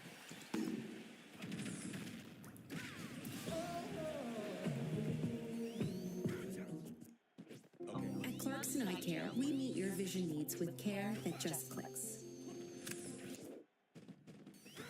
You can always notice, bro, when it ain't wrong. You know what I'm saying? Like, if your gut instinct, your intuition, it never lie, bro. It never lie. And I'm tapped in. I'm tapped into my instincts. You know what I'm saying? So I took that automatically as a slap in the face. You feel me? He basically slapped me in the face without slapping me in the face and throwing a pie. He threw a pie in my face over the phone by behaving like that. And then not even following up after he did that to let me know, like, hey, it was something that came up or I had to do something. He just slapped me in the face, threw a pie in my face. And that was the first sign that I ever seen of this cat showing me how he really feel about me. And I ain't gonna F with him no more. And see, this the stuff you can't, this the stuff, bro, you can't even let people know that you figured it out, bro. You can't even let them people know. They just, a lot of these people, they don't know that you know, bro. They don't know that you know how they really treat you. Based on how they treat you, they don't know that you know they like a faulty friend. They're a Decepticon. So I just figured out, this guy, he on some other shit, pretty much. So I ain't messing with him no more. And it's some more people on that list too in my personal life. You know what I mean? But enough about me. I'm just giving y'all some examples of like how nowadays it's crazy outside. Like you can't do nothing like you used to no more. You can't just walk up on people and say, hey. You can't smile at people. You can't ask people questions without them feeling paranoid. It's like everybody is so scared of everybody. Have y'all noticed that? And I know the guy said I was scared, but I was kind of like a little bit like, what the hell? Why you supposed to be like that though, bro? You feel me? Like, hey, bro, you know what I'm saying? Y'all niggas acting like I owe y'all something. You know what I'm saying? But this is why a lot of people have become cold nowadays, and a lot of people are walking outside like zombies and shit. It's because there's some strange ass shit going on in the air, man. There's some strange people out here nowadays, man. You can't be nice no more. You can't be friendly no more to nobody. You gotta be to yourself most of the time. Seriously. Fellas, you already know you can't talk to the girls no more, bro. You used to just, man, you can just go get a girl. Man, you usually talk to a girl. She'll be happy that you even approached her because it made her feel special. Like, damn, you giving me some attention? What's going on? You can't do that shit no more. You can't. She gonna look at you like, what the hell? Huh? And listen, it ain't no different than the States, y'all, so don't be thinking I got it better, but I do kind of got a little better being in the different countries. You feel me? But it's like that, it's everywhere around the world. Strange times are amongst us. And it's crazy. And again, if you a person, you a believer, I don't know what your faith is, but let's say you a believer, you all about this positive energy, you trying to become your greatest version of yourself, you're going to notice real quick, people outside don't like it. They don't like it. If you too friendly, if you show people that you nice to them, they won't like you. It's like good is the new bad and bad is the new good. That's why it's like the whole poles have shift. Like if you too good, you bad. For women even. If you too good of a man, you're not a good picture of them. For friends, if you too talkative, they don't like you. If you text people too much, your thoughts, the way you feel, they don't like you. It's strange, y'all. It is strange, strange, strange. But if you bad, if you pure negativity, if you cuss a lot, if you act like a Billy Joe badass, if you act like a bad bitch, you get all the love, don't you? You notice that about people nowadays? People that's very, very highly profane, people that's very, very disrespectful, it's like they got all the friends. Have you ever noticed that? Just take a good look when you go outside. If you go outside tomorrow or today, just take a good look around and just observe. I like to go to food courts. You know what I mean? I like to go to food courts or markets and stuff like that. And I like to just sit with my food and just eat and just look around. And you'll be surprised and amazed at who getting all the attention and the love nowadays. And it usually be people that got the bad vibes. All you gotta do is just pay attention. It's crazy. Good people like me, we end up last. We end up with the short end of the stick.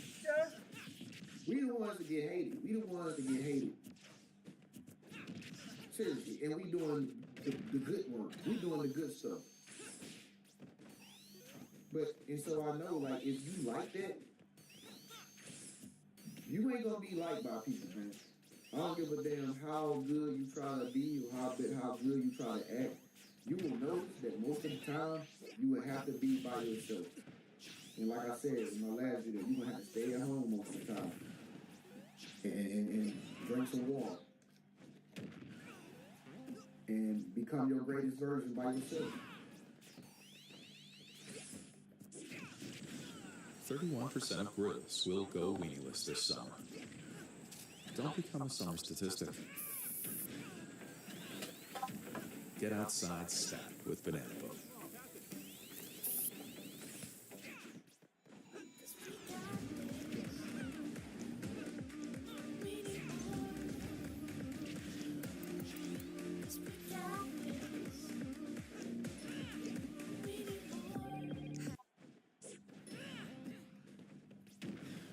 I seen this girl yesterday. I didn't want to talk to her. I didn't want to holler. I just wanted to give her a compliment. She was walking in front of me. She had my favorite color. Dark green. That's my favorite color, emerald green. My daddy used to drive a Sterling, dark green Sterling when I used to grow up. And that shit just rolled with me forever. It was just in my head because the car was so my daddy had the car so seated up, speakers and everything, and it was nice. So it became my favorite color because that was one of my favorite cars that my daddy had. And I've always liked emerald green. You know what I'm saying? That's why I made all this stuff green. You know what I mean? That's my favorite color. One of them. But I seen this girl with emerald green on yesterday.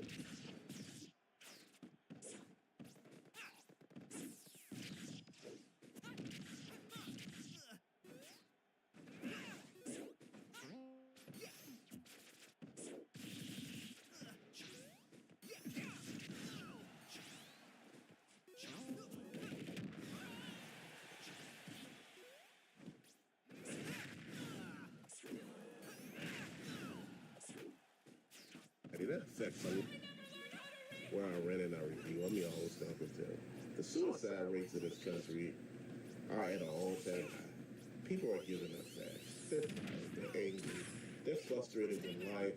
You know, their way of living has changed. They lost their job, their house, their kids, their wife, and every damn thing else. Family members that, deserted, them, and every damn thing else that happened, man. They done got sick and, nobody there for them. And shit, life just seemed like a wash at that point, man. It's changed out here, man. It's not the same whereas, it seemed like your fellow man cared about you, man. Now it just seems like everybody is out for themselves, man. And this is what's pushing that suicide rate up, man. Family done walked away from you, man, even though you never had a problem with drinking or smoking. Dude, you pay medical bills because someone that you love is sick, and man, they passed away, and you in debt, and you just, lost your will, man. You out on the street, you bad out there because you ain't got no habits or nothing. You just out on the street. People don't see none of that. People don't care about it. People use you as a cautionary tool. And that's what's happening right now in the U.S. A lot of people are becoming cautionary tales. A lot of people think this shit is a joke. They think, when food banks, run out of food or food banks close, that, you know, somehow that doesn't affect everybody. That affects a lot of people. A lot of people out here depend on those services because they have nothing else. You know, you used to have affordable housing. You know, I'm talking about for people who truly needed it. You know, they work and every damn thing else, but they can't afford to make ends meet. And affordable housing helped them. You cut half of those damn services off, and now people are feeling it. Then you took away the mental health situation that people had. You at one point, you were able to get in touch with like a counselor or a psychiatrist, you know, and they would talk to you, man. They got rid of those people, whereas, you know, that help is no longer there. And now you're struggling and sitting here thinking to yourself, man, what am I to do next? You see people on the side of the damn road, on the side of the bridge, ready to jump. They got too much shit on their plate, man. Life. You know, they done walked in on the girls cheating and, you know, and you come to find out the damn kid ain't yours and all this shit, bro. It's just life is a hot-ass mess right now. People taking overdoses with pills.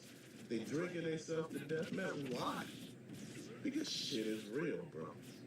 And I don't think a lot of people understand how real it is. They just think I be in here talking, man. People going through shit out here. I knew this guy that found out he was with his girl, and they were really happy together. This was while I was in high school. The girl had an abortion. He put a sheet around his neck and jumped out the window of his house. And he was out there hanging. I can't afford therapy. You can afford that much a smoothie. Therapy is for rich people. No, it's like $15 a session. Girl, you gotta get there. They got him out. They pulled him up, you know, in time. But he was in an institution for a minute. That really fucked him up. And I talked to all of y'all, man, life is hard. You'd be surprised what people are going through. And this is what I'm saying. It's getting worse out here. You know, you're taking away jobs, you're taking away housing, you're taking away people's abilities to just have human decency to live and, you know, not worry about where their next meal is coming from or how they gonna pay these damn bills. But you're making it so damn hard that people are just like, man, I'm taking the easy way out. And the easy way out sometimes ain't easy. Sometimes when you jump, you don't jump right. You fall and break your damn neck, but you ain't dead. You paralyzed from the waist down. You know, or the neck down, and you just stuck in torture. You see what I mean? You know, life ain't fair, bro. It ain't been fair for no damn body. It's not the place where you sit back and think sometimes and be like, yeah, you know, this is good, that's good. Man, some people don't have that. And I hear people complaining about the simplest shit. Not being able to go on a trip. Some people can't even eat. This is why I say, read the room first before you start talking about what you can't do. And people be like, man, I never hear you talk about what you do. Because you shouldn't talk about what you do. Hell, people target you when you do stuff like that. They look at you and see you as a mark. You can be exploited. Dude, I live this life, man, and I'm thankful for what I have. I'm thankful to have people on my side that I can talk to. Dude, I've been in situations where they were dark as hell. I'm serious. Everybody thought about doing some bad shit at some time because they went through something that was chaotic, toxic, and downright just horrible. But you had to go through it. And now all of a sudden you're a better person for it. You can relate to people. And see, I've been relating to a lot of people, but I'm empathic at times. And I soak in their pain. And like I said, I gotta back up from people because you can't do that for people because people will keep doing that. They make it seem like all of this is yours to, you know, bear. And it's not. You have nothing to do with these people or their lives, man. You are your own damn person.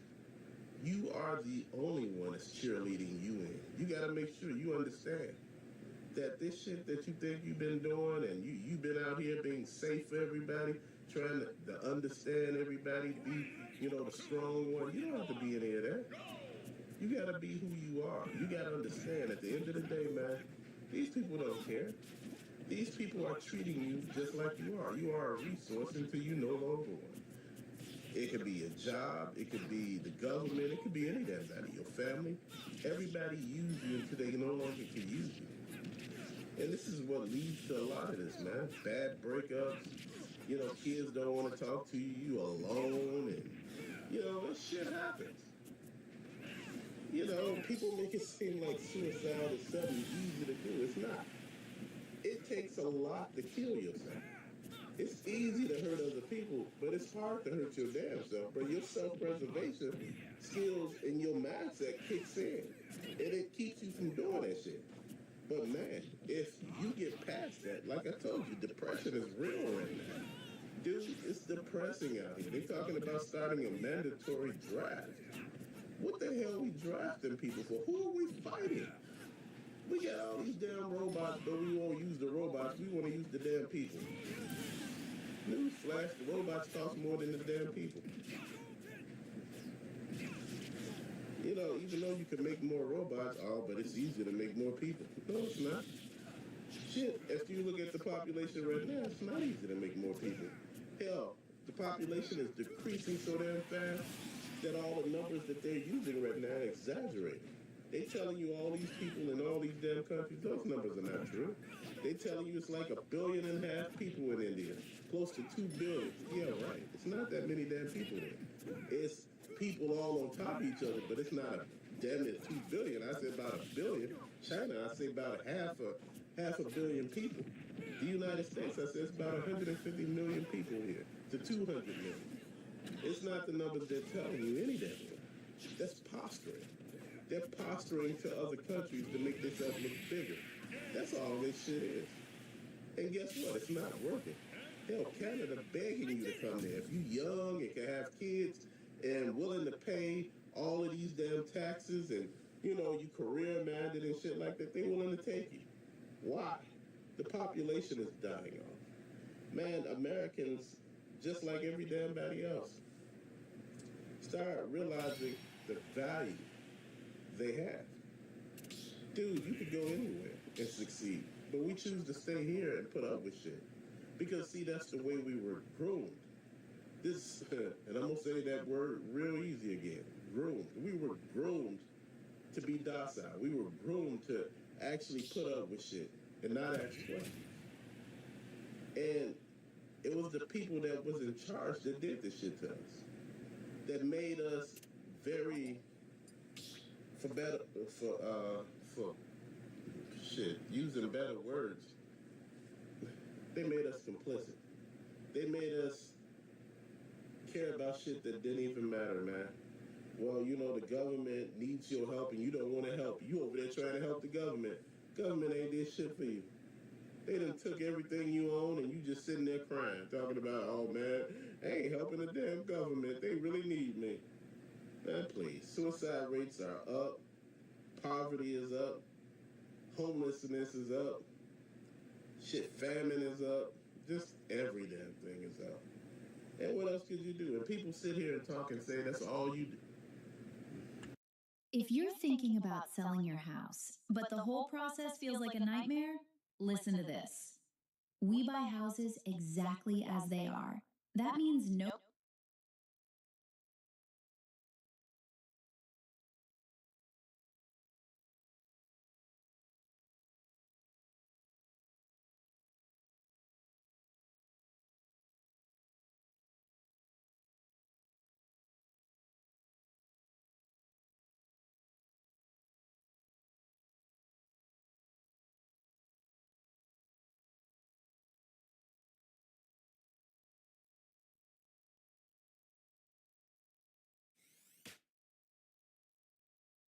What's up, guys? Welcome back to Newswave. Yesterday, Epic had their Unreal Engine presentation. They went over the future for the engine, as well as a bunch of different upgrades, including one that they specifically pointed out for the Switch 2, and we'll go over all of that here today. Also, we are going to be talking about the situation around Bungie and Sony, some of the cuts that are now being expected here imminently, and they can only really be described at this point as just disastrous. And we had a bit of a nostalgia hit yesterday with an announcement for a couple of different ports that will be finding their way over to PlayStation, and it got people Very, very excited online. We'll go over all of that and more. Guys, if you enjoyed these videos, make sure you hit that like button. Helps it a ton. And if you're new here to the Small Wave channel, make sure you subscribe down below. And we're going to start today with Capcom at Gamescom as they went over a list of titles that people can expect to play. And yes, there is one in particular that I saw that I was like, okay, I got to see footage for this as people are going to have hands-on time with it. And we can see. Now, this is over on Capcom's social media account, saying we've packed our bags for Gamescom 2026. These games will be waiting for you in Hall 9, and so anyone going out there, Hall 9, you got to check it out because while they list Onimusha, Dragon's Dogma 2, Dark Arisen, and Street Fighter 6, Mega Man Dual Override right there. Now, Gamescom will be taking place August 26th to August 30th. Again, Hall 9, okay, so stand A070. Now, I'm sure there'll be plenty of footage that gets out there around a couple of these games, but I mean, if you go there, Mega Man is the one, like, we played Onimusha in a demo. Obviously, Dragon's Dogma 2 has been out for a bit. I know it's the DLC expansion, but, like, the game itself, the core game's been out there. And then Street Fighter 6, same thing. It'll just have different characters, I'm sure, that are upcoming, being added to the game. I'm interested to see Mega Man Dual Override with some of the, hopefully, some interesting ideas and twists that they have for the franchise. So it'll be fun seeing it there. Maybe even on the build-up to it, they have a bit more they want to share in some sort of Capcom presentation. We'll see. Also, there was a new trailer yesterday for Spider-Man Brand New Day, and I mean, the movie so far looks awesome. I mean, if you watch the trailer, like, Hulk in there, and they have Spider-Man mutating and stuff, so I'm sure that can lead to some pretty impressive climactic scenes towards the end of the movie. But in order to tie this into, I don't know, video games, Sony decided to post a trailer on their PlayStation account, and then at the end, there's this card.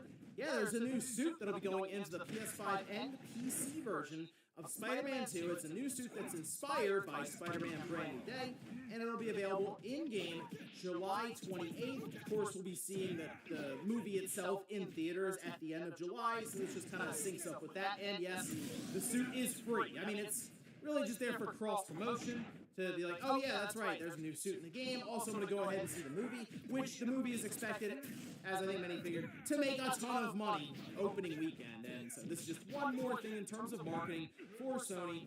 As they've talked about previously, they want to intertwine marketing with their gaming division and their pictures and movies division. And Sony, of course, doing the Spider-Man movies. So this all makes sense. Just, I don't know, a free suit you can check out in Spider-Man 2 on the PS5 or PC on July 28th. Oh, and this was making the rounds. Check out the price here of some of these SSDs that you can pick up for your PS5. This is the SanDisk Optimus GX Pro. It's the 850p NVMe, and it starts with 1 terabyte, works its way all the way up to 8 terabytes, and people were making all kinds of jokes about this because the 8 terabyte model is, what's $3,000? By the way, that is marked down, so if you got to take advantage of a sale, here it is. It's marked down from $3,700. Yeah, I mean, while people were making fun of that, I actually think the 1 terabyte is more, I know it sounds weird, is more egregious at $380, marked down from $475, because while I know this is considered a quote-unquote more high-end NVMe drive, to me, as long as the SSD you put in your PS5 meets the requirements, there is not, I think, much of a benefit going too high above the recommended read-write. And what we have here is a 1 terabyte NVMe sitting at $380, which is just, I figured by now, it would have been under $100 for something like this. Just because when the PS5 first came out, okay, NVMe is a little more expensive than you'd like to expand the storage, but then we started to see them go down, and it was possible to get a 1 terabyte right around that $100 to $120 mark, and then at times it was on sale for $80 or $90.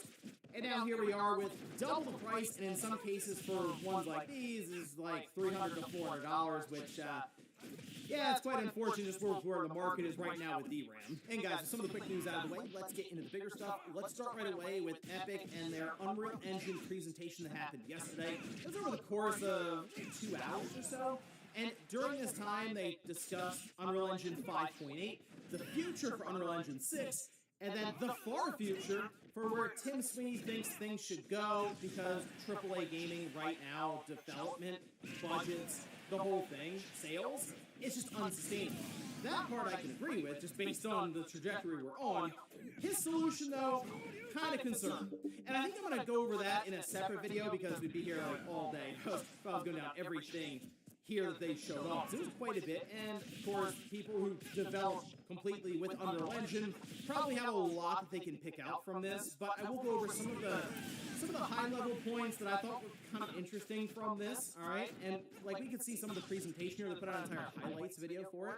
And so, Unreal Engine 5.8, it's available right now. And the entire thing I got from this presentation is they were focusing more on performance over pure visuals. That's not only with Unreal Engine 5.8, but also going forward with Unreal Engine 6, and that's aiming for early release. They're saying, like, 2027-ish. They did a little tongue-in-cheek thing where like, hey, game development, what are you gonna do, right? It's just, the engines go along with it. So a little like sticker there. It's like ish on there, right? Full release though, 12 to 18 months after the early access point. So we're probably thinking 2028 midway through for the full release for it. And we've seen Unreal Engine.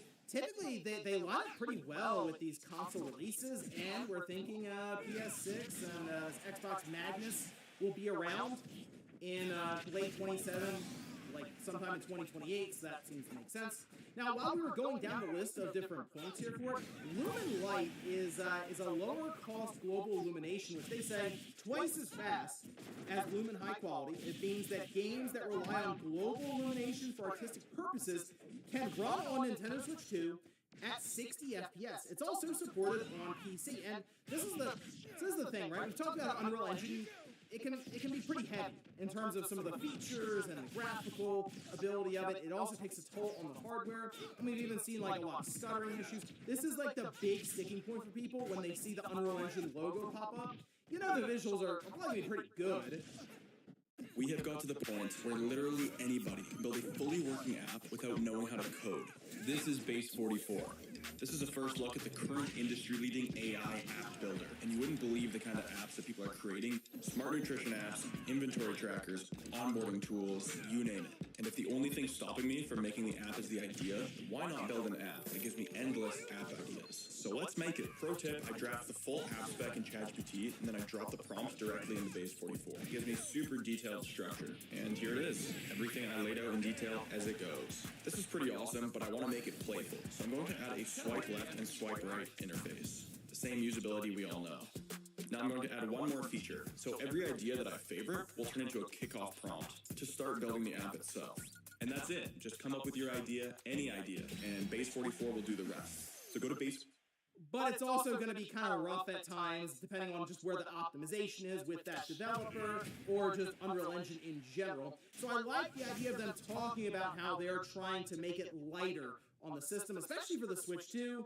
If they can get some of the stuff working at 60 FPS, that will work to eliminate one of the big drawbacks of the Switch 2, which is that even though third-party games run on the system, the counterpart typically is like 30 FPS on the Switch 2, whereas it'd probably be 60 FPS on the PS5 or the Xbox Series X. So I like the direction here for some of these third-party games that tap into Unreal Engine, which, let's face it, is quite a few of them, to have the ability to get some of their games sitting right around that 60 FPS mark, or even 40 FPS with the VR display on the Switch 2 and handheld. Now, to go from there, they did talk about Unreal Engine 6, all right, and it seems like it's going to be heavy on developing persistent large worlds, where they say featuring an entirely new gameplay framework known collectively as Scene Graph, built from scratch on Verse. Verse is the foundation for Epic's future programming model. It's a next-generation programming language purpose-built to power massive, persistent game worlds at scale, where global state just works, and transactionally, correct currency is handled by the runtime. Scene Graph is a modern, high-level gameplay framework that will give you a true foundation for creating games and experiences easily and sharing their interoperable components between games. And like, this is a big pitch right now, apparently, that Tim Sweeney is at least putting out there. The idea that games can just be like one collective.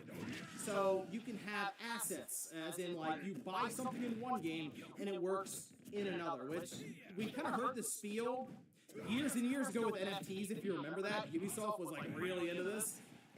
But the idea being, if you build for Unreal Engine 6, you can just release your game separately, but because the API is shared, you can release it across multiple different platforms easily, or you can release it into Fortnite. And I'm not kidding, that was something that was floated. It's like, wow, okay, so Unreal Engine, I mean, it's been around for a long time, but now it feels like it's Epic is like, it's Fortnite, then Unreal Engine. That's at least kind of the feeling I'm getting from them right now, the way they were discussing this. Oh yeah, and AI, that's going to be a big part of Unreal Engine 6. I mean, also Unreal Engine 5.8 as they were talking about that, but certainly ground level with 6, where they say we see LLMs, large language models, generative AI models, and tools like Claude and Codex playing a central role in helping you build content faster while maintaining the creative control you need. A big part of our effort is going into exposing a broad set of engine capabilities through the MCP protocol so developers can mix and match the best leading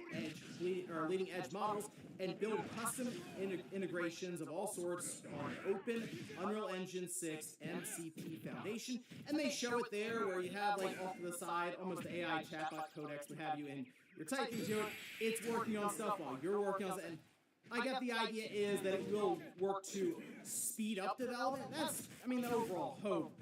But the generative AI thing when it comes to art, like, we see enough games as it is pop up all these storefronts where it's obvious asset flips, AI slop as people call it, and it just feels like that's going to accelerate more with what's being pitched here by Epic. But I will say, if they can make it so that Unreal Engine is just optimized better or runs better, and you don't get that moment of, ooh, what am I about to experience here on my PC?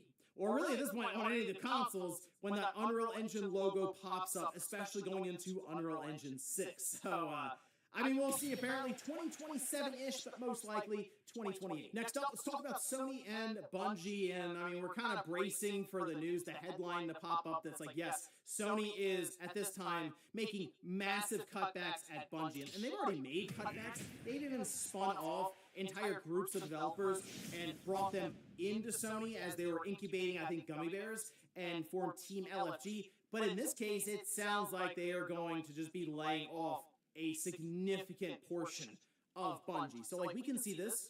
This is over on Insider Gaming, saying the news comes from French journalist Sylvain on X, who shared in a recent tweet that Bungie should expect massive layoffs this summer.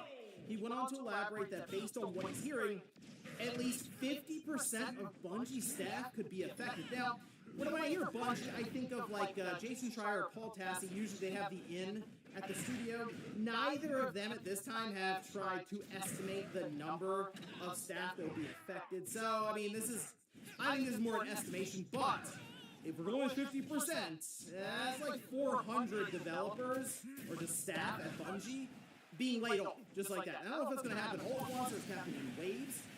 But based on what Paul Tassi said in his video recently, even though there was this massive surge in Destiny 2, and like the player count numbers really show, it was like 100-some-odd-thousand players for the final update that happened, significantly higher than what Marathon has been able to continue on with. It didn't move the needle internally, as in it doesn't seem like right now Sony has any interest in Bungie pursuing Destiny 3, and that could just be their current structure. They just don't have confidence that they'll get it done in the amount of time that they'll say they'll get it done. So that's how it is right now with game development anyway. I feel like most of these studios have an idea, 4 years, and then it turns into 6. And that's just like kind of the nature right now, the complexity of developing a game, let alone a massive platform or live service that Destiny 3 would become. I mean, think about Destiny 2. Loaded.com. Get the biggest game releases of the year at the best prices. That was a PS4 and an Xbox One game, right? Like that's the thing people tend to forget. It wasn't even made for this generation. So now think about Destiny 3 probably being made for the PlayStation 6, the Xbox Magnus, and PC. So like that would probably be a very, very complex, massive undertaking to develop and release. But it's probably Bungie's best shot. However, if Sony does indeed cut the studio in half, I mean, they're not developing Destiny 3 then. They really are, I assume, all on Marathon and then incubating several other projects to see if anything else can get a green light. Then they'll start ramping up and hiring again. So, I mean, it is crazy to think with Bungie. I think at one point, like their peak, there were 1,200 developers there, and now they're going to go down to most likely about 400. I mean, it's 800 people leaving the studio or being laid off over time, really since Sony bought Bungie. And it's just, it was a bad purchase. I think most of us see that in hindsight.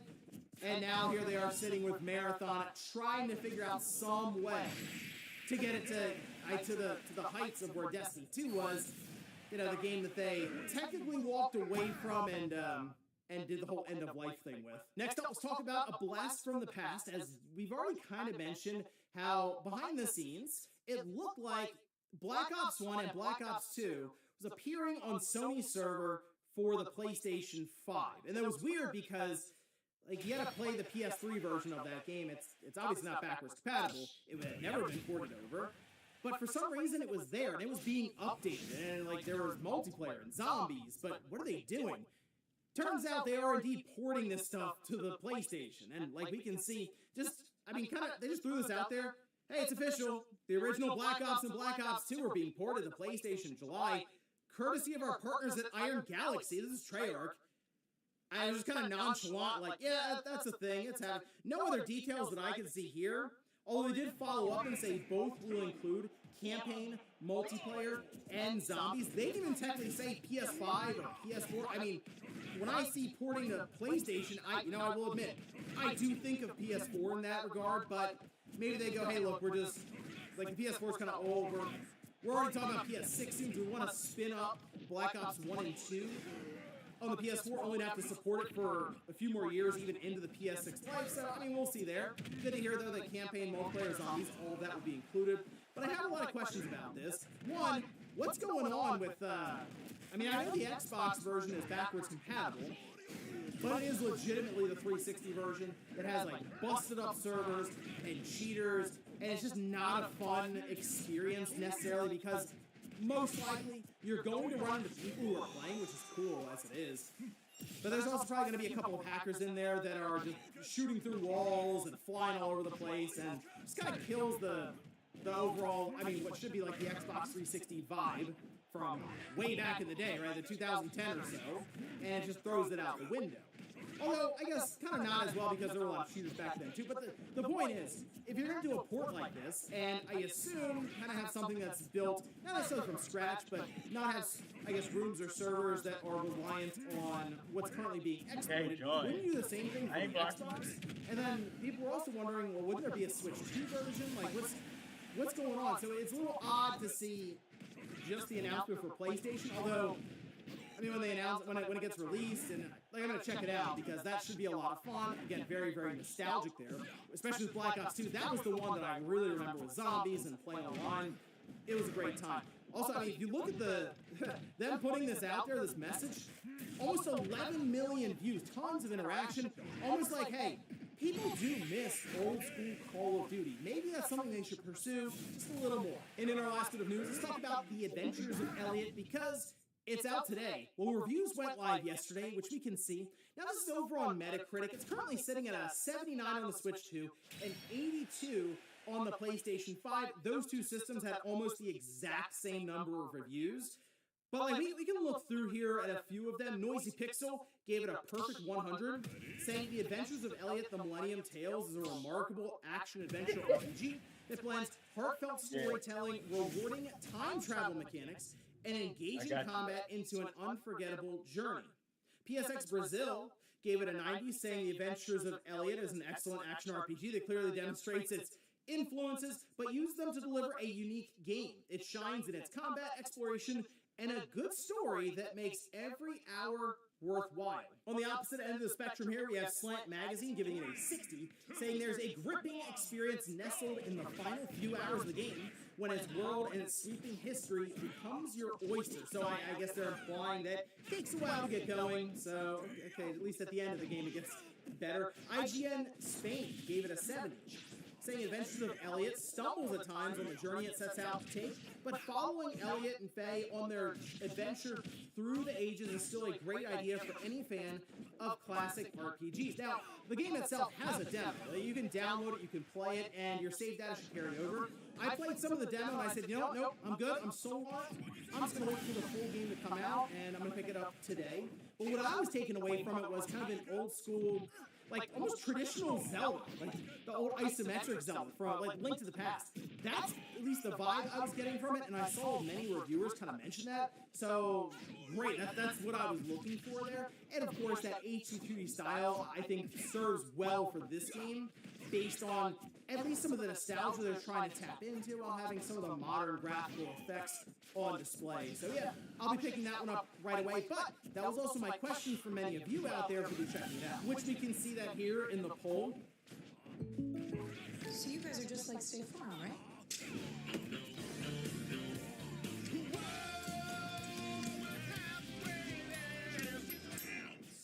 So that's a no then. Stop living on a prayer, get State Farm. Migraine stealing the spotlight? Again? It may be time to say yet to Vyepti. Vyepti helps prevent...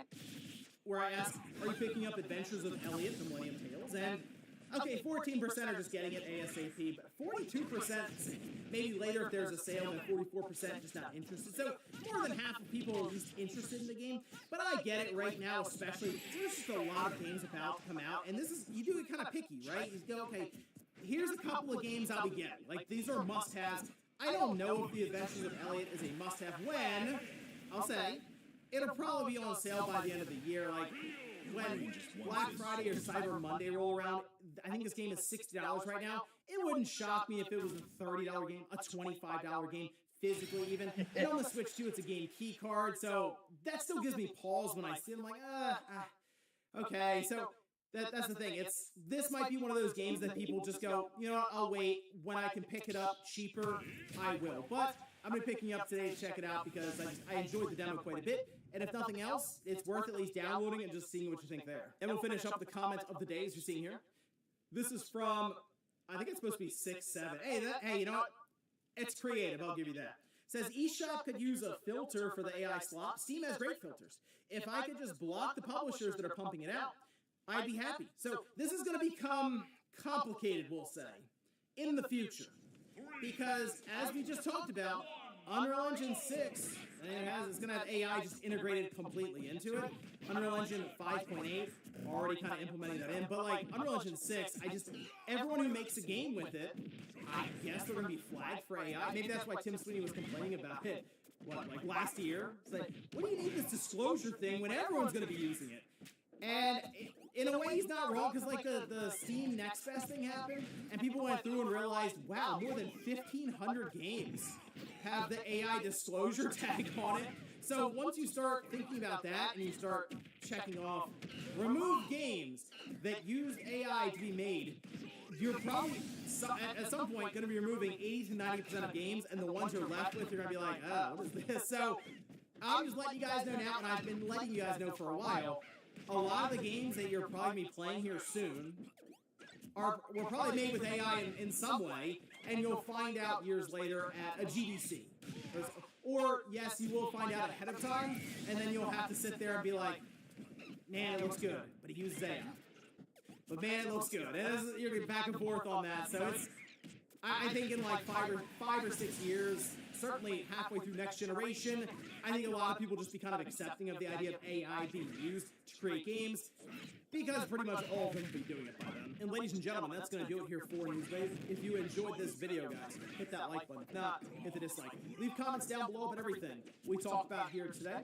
If you missed yesterday's Newswave, I'll leave it in a card. Or maybe you want to hear more about how packed it really is towards the end of the year with September, October, and November looming for game releases. I did an entire video breaking that down and looking into it, and I'll leave it right below. Thanks, guys, for watching, and I'll see you next time. Man, I need a playlist. Quiet, a slow tempo, psychedelic rock. Make it a few hours long. Hello. Are you want to play with me? Sure. You want me to help you with your groceries?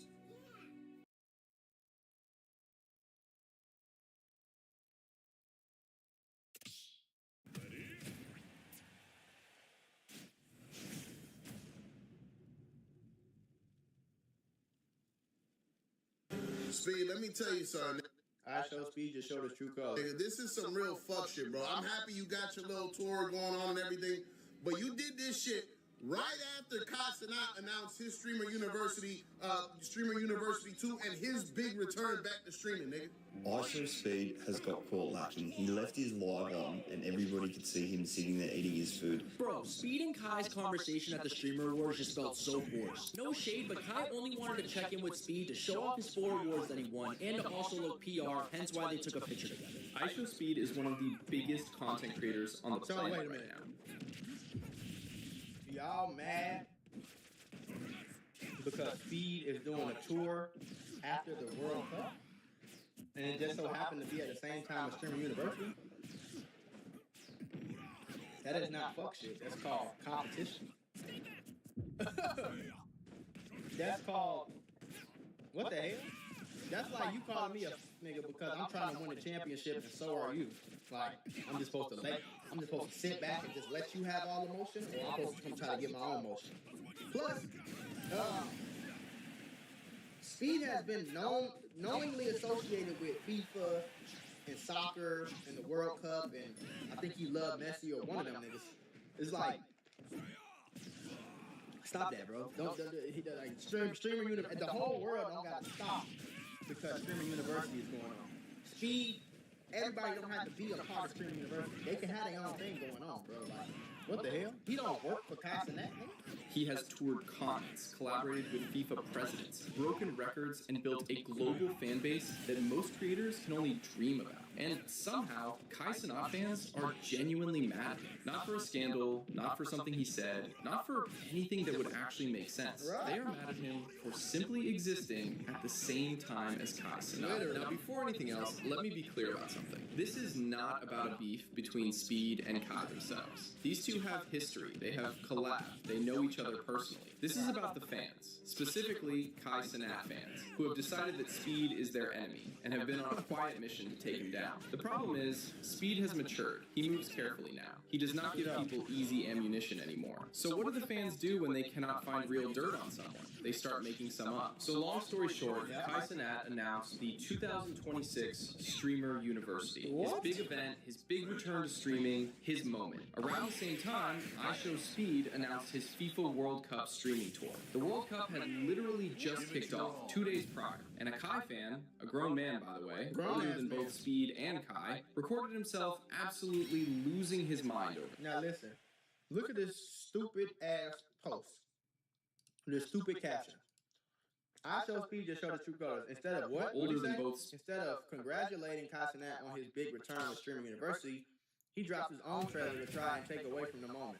This just shows how jealous he really is.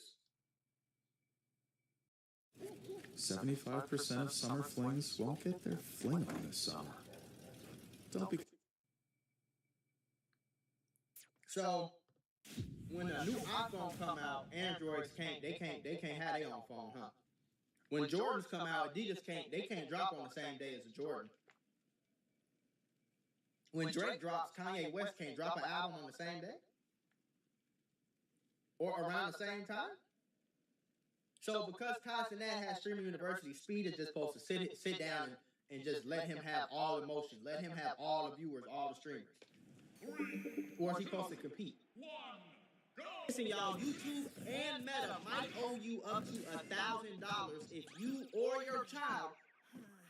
And said that Speed announcing his World Cup tour right after Kai announced Streamer University was proof of jealousy. Stop it. Get some help. He said Speed had just come off the Caribbean tour and should have sat down and waited for Kai to have his moment. He said the timing showed Speed's character. He called it disrespect. He was genuinely furious.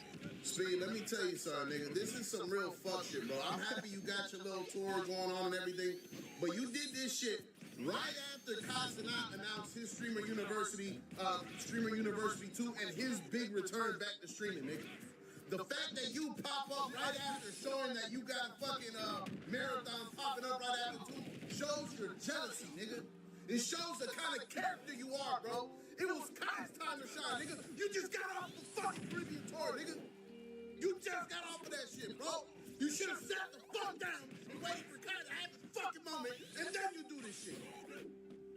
God damn, bro. The FIFA World Cup is planned 4 years in advance. Whoa. Speed did not schedule it. FIFA did. Speed's announcement was not something he cooked up overnight either. He filmed it with the FIFA president. That kind of collaboration takes months of planning, coordination, and logistics. It had nothing to do with Kai Cenat's calendar. Nothing at all. And yet, this fan stood in front of a camera and told Speed he should have sat down and waited. He wanted FIFA to postpone the World Cup or Speed to look at the FIFA schedule, see that Streamer University was happening, and say he would sit this one out. That is what he genuinely wanted. But the World Cup situation was not even the most embarrassing attempt, because not long before that, Kai fans tried a different angle. They thought they finally had Speed. They thought they had caught him lacking. Speed accidentally left his live stream running after he was done. The camera stayed on. And what did it capture? It captured Speed sitting alone in his room, quietly eating his food and scrolling on his phone. No performance, no energy, just a guy by himself eating and existing. That was it. That was the clip. And Kai fans ran with it. They started sharing the clip with the framing that this had revealed Speed's true personality. The argument was that because Speed was calm and quiet when he did not know the camera was on, his entire on-stream persona must be fake, that he had been performing. Y'all are so fucking stupid. If y'all don't think that every streamer is performing, so you think he screams, what? So you think he yells and screams all day? Or you think he hits record and then turns into a character? Kai Cenat does the same thing. You think Kai Cenat screams loud all day and yells and screams all day? And jumps around and bounces off the walls and do backflips all day? So is LeBron, so when you see LeBron walking in street clothes, is he a weirdo too because he's not playing basketball all day? This is a job, bro. What the fuck is wrong? Y'all are weird, man. There's something wrong with everybody. All the people on the internet, there's something wrong with you. Let me tell you, you work at McDonald's, you flip burgers and make fries at McDonald's. Do you come home and make more fries and burgers, or do you come home and sit your ass down and chill the fuck out for a second and scroll on your phone and listen to some music and smoke you a little something, drink you a little something? What the hell? Y'all think I'm like this all day? All day. 24/7. I'm just like this. Eyes wide, loud, theatrical. Do you think I'm like this all day, buddy? No. The time that this quiet eating food version of Speed was the real one, and everything else was a character. So now we're mad at iShowSpeed because he's showing his true personality. You have got to be fucking kidding me right now. Is that not what we strive for as content creators? To be as us as possible? Like, don't lie, you've sat there and seen somebody online and was like, they're acting fake. That is not how they actually are. What the fuck are you complaining about how iShowSpeed is after he forgets to end his live stream? I don't know why I did quotes. It's something he actually did. He forgot to end his live stream and then sat on his phone, and people were like, oh, now I really see how iShowSpeed is. Now I'm really mad at iShowSpeed because he's acting himself. They genuinely thought this was the smoking gun. He was eating. That was the controversy. A 21-year-old man, alone in a room, quietly eating food and being on his phone. That was the gotcha moment that Kai fans had been waiting for. Every single content creator in the world has an on-camera persona. That is literally the job. You turn the camera on, you perform, you entertain, and then you turn it off and you go back to being a normal human being. Like, y'all, and people are so weird with content creators. Like, I say this so much, like, so do y'all think Denzel Washington really killed people in real life?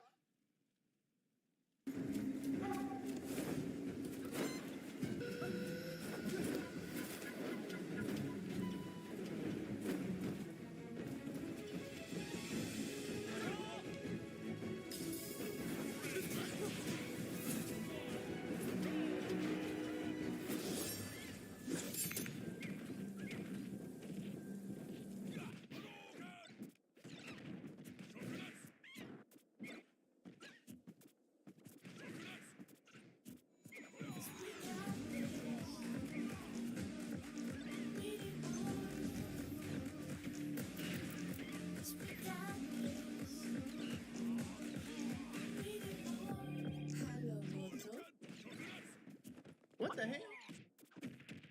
Do y'all think Zach and Cody really live in a hotel? Or, what the fuck? What's wrong with y'all, bro?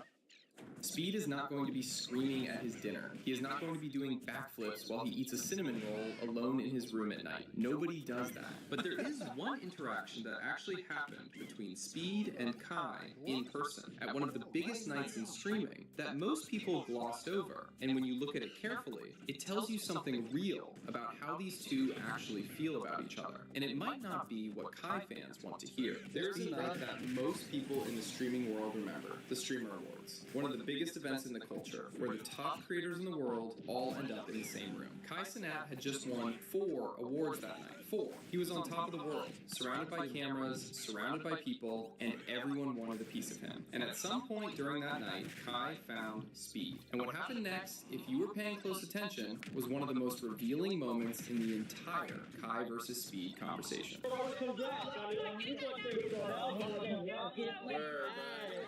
No, that's all y'all.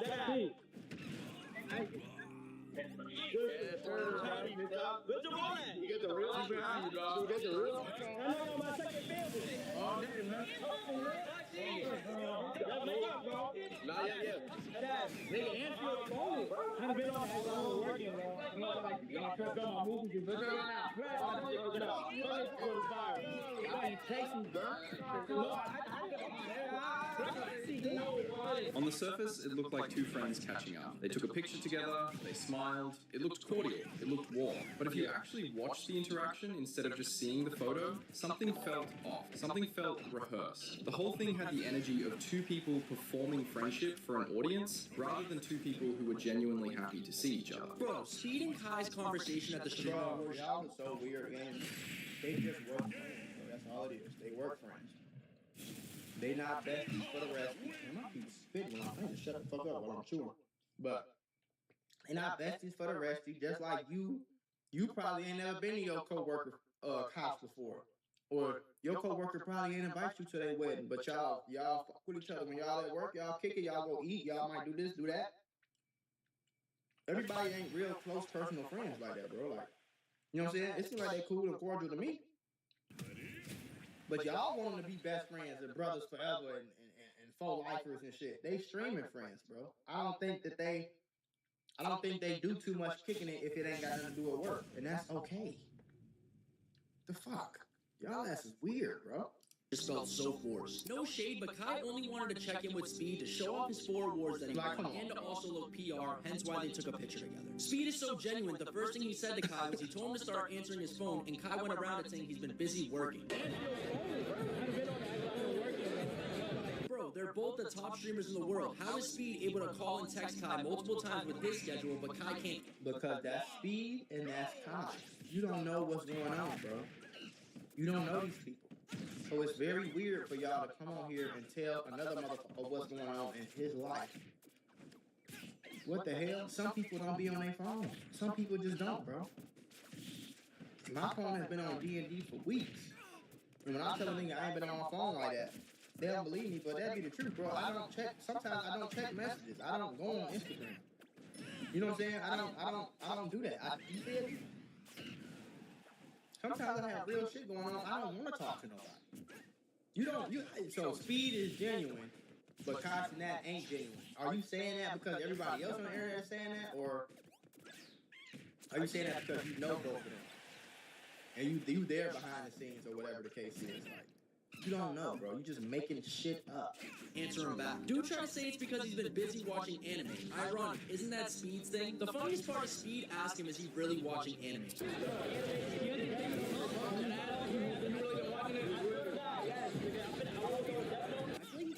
Kai so well with his persona, and he also knows Kai just doesn't want to answer his calls. This dude Kai got that stealthy ego. It's like camouflage. You gotta squint and not be naive to see it. Aisha Speed is one of the busiest people in entertainment right now. He tours the world constantly. He was doing the Caribbean tour. He was deep in FIFA collaborations that require international travel and months of planning. He is meeting presidents and prime ministers and football legends on a regular basis. And with all of that going on, Speed still found time to pick up the phone and call Kai. Still found time to check in. Still made the effort. And Kai, who at that particular stretch of time was watching anime and preparing for his streams could not find time to answer. But that was old news. I believe right now we have a new Kai, a grown-up Kai. Anyway, if you enjoyed this video, hit that like button.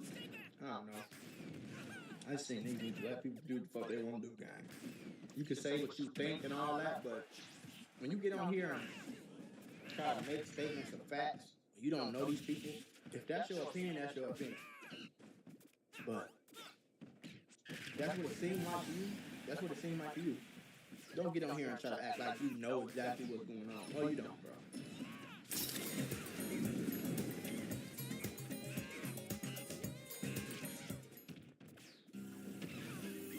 Make it cool. With AC Pro, anyone can recharge their car's AC. Like a pro. Be a pro with AC Pro.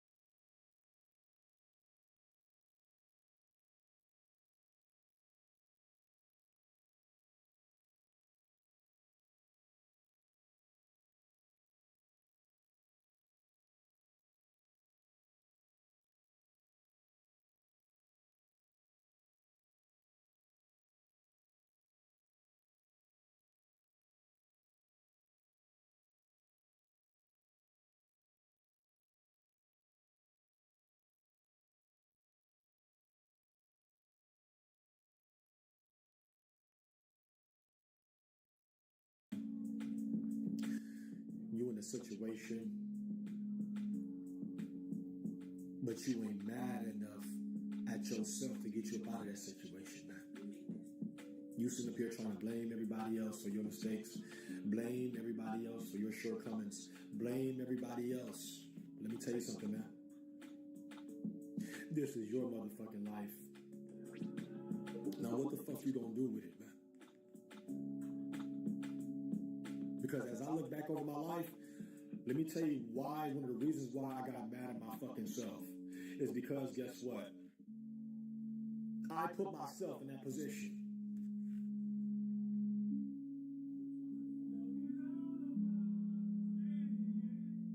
See, when I was homeless and my back was against the fucking wall, let me tell you something.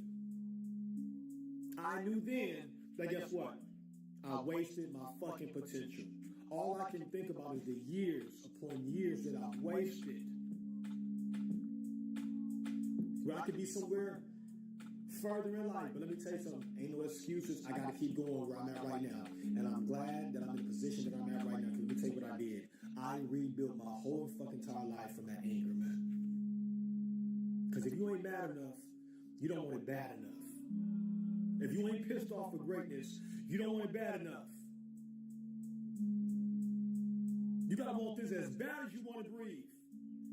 And some of y'all are the most gifted, the most talented, the most anointed. And sometimes God allows you to get in a situation. God will sit back and allow you to go through a storm so you can realize your true potential.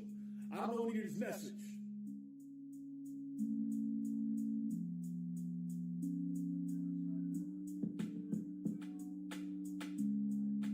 Remember, the most rejected people on this planet Earth is the most anointed ones. I use that rejection from family and opportunities. And, you know what I'm saying? I use that rejection from people giving up on me. I use it as fuel to get to the next level, man. I don't know what it's for.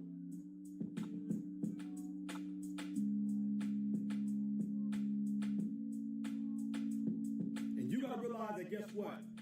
While you're over here plotting and planning on seeking revenge on somebody who gave up on you, let me tell you something. The best revenge is massive success, man. The best revenge is showing these haters that, guess what? They ain't stopping nothing. The best revenge is becoming a better version of yourself. Let me tell you something. You got a life to live. You got a dream and a purpose to fulfill, man. One part you don't understand, that guess what? God gave you that gift for a reason. I don't know any of this message. You are beautifully, wonderfully, and fearfully made in the likeness and image of God. But sometimes we got to get mad at ourselves.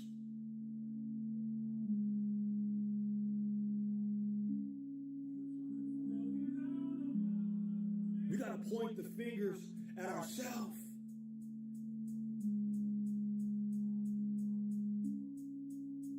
Because can nobody have control over your life unless you allow them to have control over your life, man.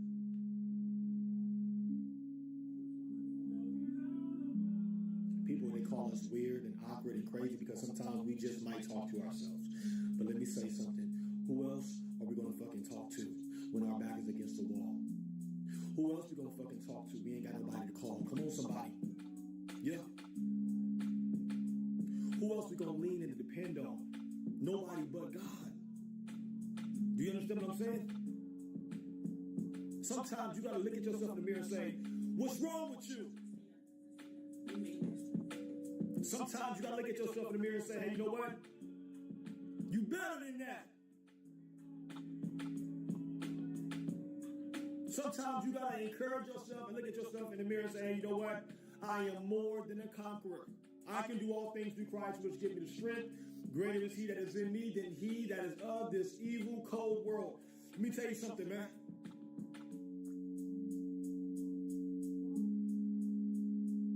Once God gave me my vision,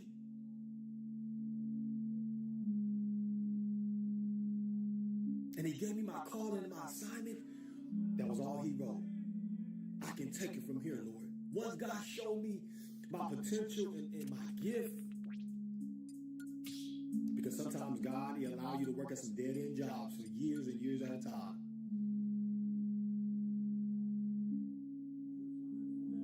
God will let you try different dreams, and he'll let you try different careers and opportunities, right?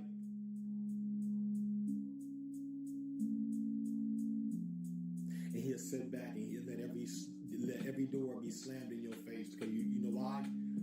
That's not the plan that God had in store for you. I don't need his message, man. And I'm here to remind you, nothing was wasted. God was preparing you. While you was working at that dead-end job, he was preparing you. Trust me. He was molding you and shaping you and pruning you into the man and woman of God that you're supposed to be. Sometimes God will really show you your true potential by bringing back to your remembrance of what you used to do when you was a child. He'll bring back those dreams you had when you was a child. And a lot of us don't realize that, guess what? We ran away from our calling and our potential. We ran away from God many, many years. Because we're too busy trying to please the world and please people. We're too busy trying to be accepted and validated by people when we've already been approved by God since we, amen, was in our mother's womb. Don't you realize, children, you have already been known. You was already known before you even enter your mother's womb, man. Don't you realize that you are from a royal priesthood? You are, amen, from peculiar people. Bible says many were called, but a very few are just chosen. I don't need this message, man. You got wings of an eagle. You understand what I'm saying? And sometimes God will put you in the situation. He'll put you through a storm. He'll allow you to go through a fiery furnace. Just to show you that, guess what? No matter what you go through, guess what? Nothing's going to destroy you. Nothing's going to harm you. You're going to come out, and you're going to come out victoriously. You're going to come out, and you're going to come out talented and gifted and even more anointed. I don't need this message, man. Count it all joy because you're in the pit right now. I said count it all joy because let me tell you something. While you're in that pit, God's sparing you right now. God protecting you right now. Let him work on you right now. I don't need this message. I don't care if you got to cry every single night. You got to cry every single morning until you figure it out. Let me tell you something. Because while you're trying to figure out who you are and what you're about, and you're trying to figure out what you have been called to do, let me tell you something. God already worked it out. And it's all a matter of time for God to use you under the power and anointing of the Holy Spirit of God. No more excuses. And no more blaming somebody else for your shortcomings. Let me tell you something. You are gifted and talented, and your gift get ready to make room for you. And don't you be afraid of putting, I'm going to say my gift is getting ready to make room for me, man.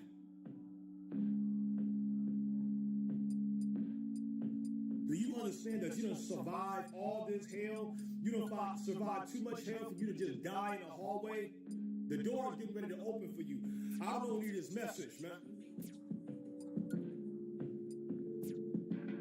I said seasons is getting ready to shift in your favor. Hallelujah. Let me tell you something. You're getting ready to transfer from this drought season into your winter season. And don't you be afraid of putting up loss. I'm getting ready to transfer into this drought season into my winter season. Come on, talk to me, man. The wait will soon be over. And when the wait is over, you better get up and you better walk into your winter season. You better get up and start walking in rooms like God sent you. You better get up and dust your shoulders off and keep pressing towards the mark of the prize of the high calling in Christ Jesus. Because I'm going to tell you right now, it ain't over till God says it's over. It ain't over till God says it's done.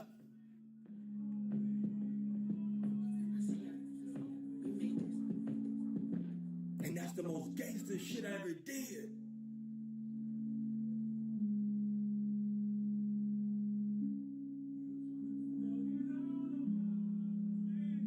Because all I can ever think about is the years I wasted,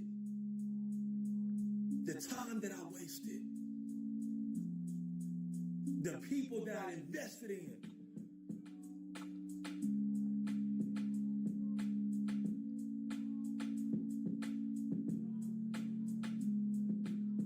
And I didn't let that anger get the best of me. I use it as fuel to become a better version of me. It's a difference. I'm here to tell you right now, you gotta want it as bad as you want to breathe. Listen to me. It's time for you to rebuild your whole entire life. Let me tell you something, man. It's never too late. Because what God got for you, chosen ones, it's only going to be for you. And don't you be afraid of putting up and say, what God has for me is only going to be for me. Let me tell you something, man. The moment you get mad at yourself, I promise you it's over with for everybody who doubted you and gave up on you and left you and forsake you.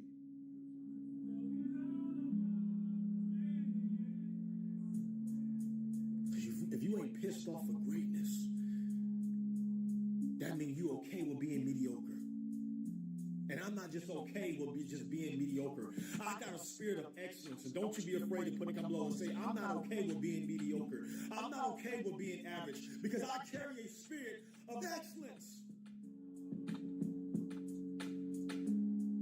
What part you don't understand, children, that you are excellent in everything that you do. Why you think people have the tendency to doubt you and strike fear in you and pour out their insecurities onto you? Because guess what? You're destined for greatness. None of these motherfuckers that was in my life, guess what? They had nothing to fucking offer me. And I realized it be the ones that have nothing to offer you. Them the motherfuckers that want to pull you down. Them motherfuckers want to doubt you and count you out and underestimate you. But let me tell you something. You use that underestimation, and guess what? You use it as fuel, amen, to get to this next level. Listen to me. You use all that doubt and all these people critiquing you and mocking you and lying on you. You better use it as fuel to get to the next level. Because let me tell you something. The moment you start encouraging yourself like David, I promise you, it's over for everybody who ever doubted you. The moment you start encouraging yourself and start believing in yourself and actually take action and put the faith behind the works, it's over for everybody, amen, who left you and forsake you. I'm telling you right now. But you got to learn to take that first step so God can take the next step for you. I don't need this message. We expect God to take the step for us without even making a step on our own. Let me tell you something. You need to step out like Peter and step out on faith. When he walked on water and he walked towards Jesus, let me tell you something.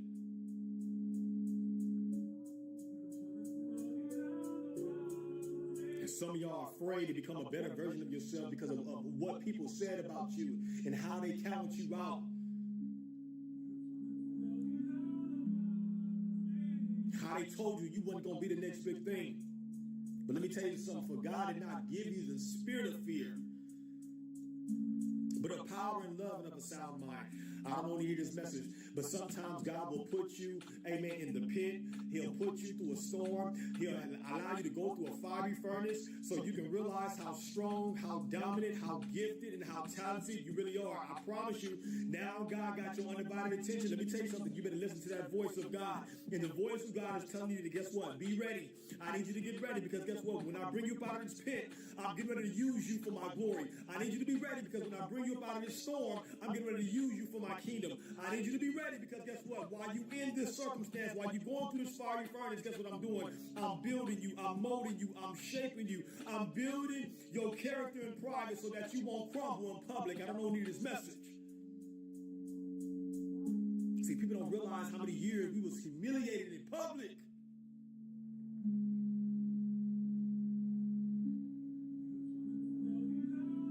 You wonder why you never became a better version of yourself to use around the wrong energy, around the wrong people,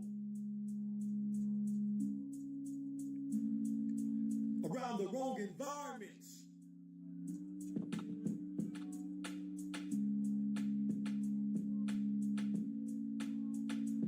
People fail to realize how many times we crumbled in public, got humiliated and embarrassed in public, seen your potential. And what you fail to realize is how many people are so intimidated by your potential alone. We're not talking about when you finally really become, amen, what you have been anointed and appointed to be. And we're not talking about when you fully become a better version of yourself. No. I'm saying you'd be surprised how many people are intimidated and triggered by your potential. That's why you got people doubting you and counting you out and underestimating you. Don't get mad at them. Get mad at yourself for hanging around these low lives. Get mad at yourself for listening to these people and allowing people to project fear onto you and project their insecurities on you. See, one thing about the chosen one, see, people don't know this, but when we used to be around these people, we used to let people say stuff to us, and we no longer say anything back to these people. We was lost at the time. We was vulnerable. Some of you guys are lost right now. You are vulnerable right now because you know why? You put your trust into family and friends who don't want to see you fucking win. I've learned that it be your own family and friends that don't want to see you win. They want to see you fail. They don't want to see you prevail.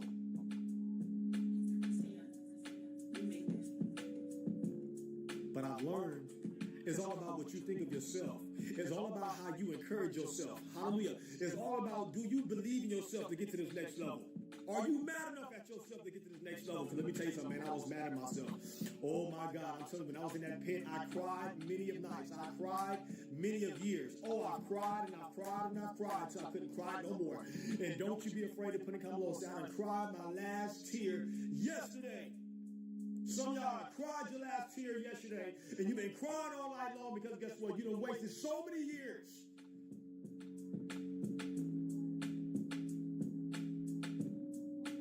You done wasted potential, wasted your gift. But what you fail to realize, sometimes God allows certain things to happen to you, but He won't let it destroy you. Because God's plans, come on somebody, is to prosper you, not to harm you. Come on somebody, some of you guys think that, guess what? Oh, my life is over. Oh, I'm never going to become what I always wanted to be. No. Let me tell you something about God. His plans is to prosper you, not to harm you. His plans is to give you a hope in the future. Trust me. His plans is to give you an expected end. Sometimes God will sit back, come on somebody, and He'll let people leave you at a dead end. God would hide your value from people.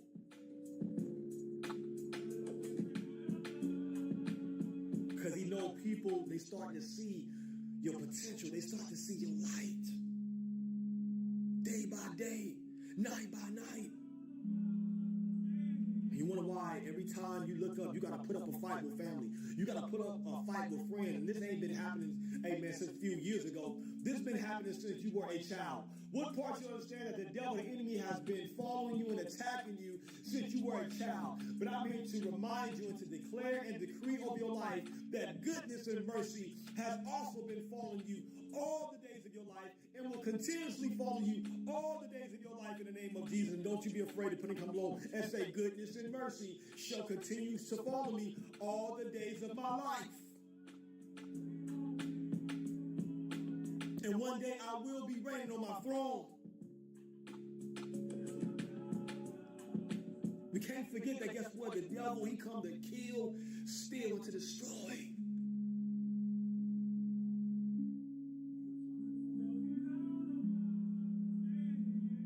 And there's a reason why the devil has been fighting some of you guys. Listen to me. He's been attacking your mind. From all the hell you've been through since you were a child. Come on, let's talk about it. I said, come on and hype me up because I'm ready. I said, let me tell you what the devil does. He attack your mind since you were a child.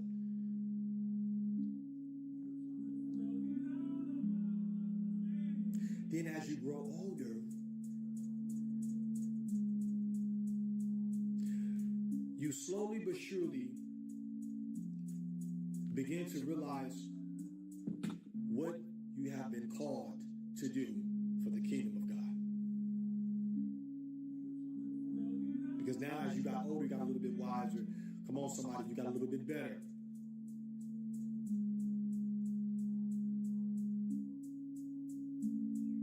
And sometimes God He'll put you at that dead-end job that's going to trip you out.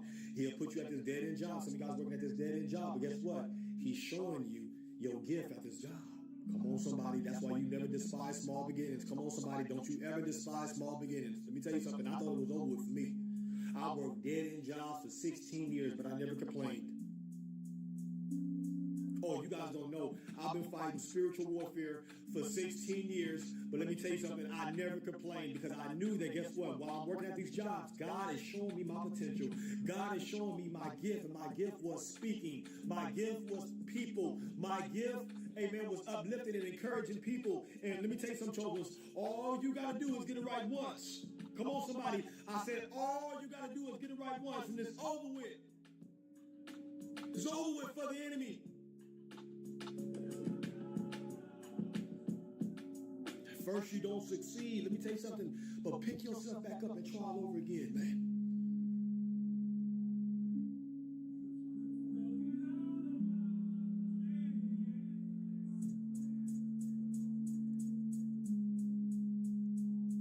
And it's nothing like that anger, that frustration when you mad at yourself.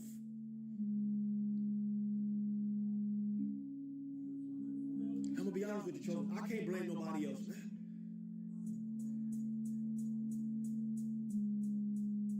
I can't blame my mama. Rest in peace for her soul. I thank God that she had enough strength to bring me to this world. I can't blame my mom. I can't blame nobody. Aunties and uncles.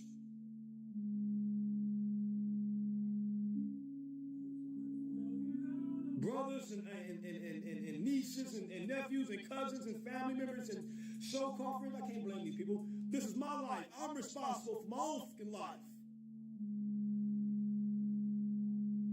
Let me tell you something. Whatever family and friends did to you, let me tell you something. It had to happen. Come on, somebody. It had to happen. The Bible says, many are the afflictions of the righteous. Come on, somebody. But God shall deliver him and her from them all. Come on, somebody. It was good that you was betrayed. It was good that you was afflicted. Come on, somebody. It was good that you was backstabbed and lied on and talked about. That's the only way you're going to realize how powerful, how dominant you really are. It was good that people formed groups to go against you. And once I realized everybody started going against me,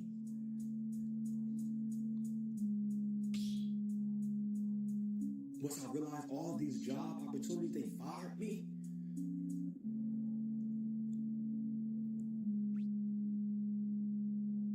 That's when I knew I was called for something greater. Once everything was taken from under me, and I had nothing to fucking show for it. Oh my God, you don't understand how mad I was at myself. I said I would never go through this ever again, and don't you be afraid to put it up. I said I would never go through this again.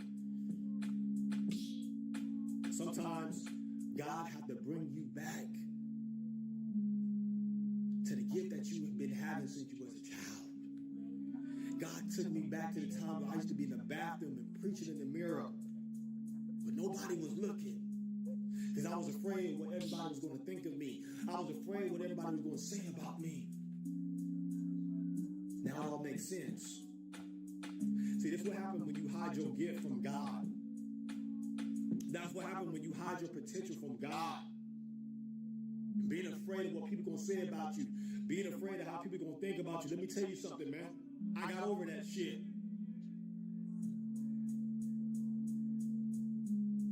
Because once I realized my potential, that was it. Once I finally realized my worth, that was it.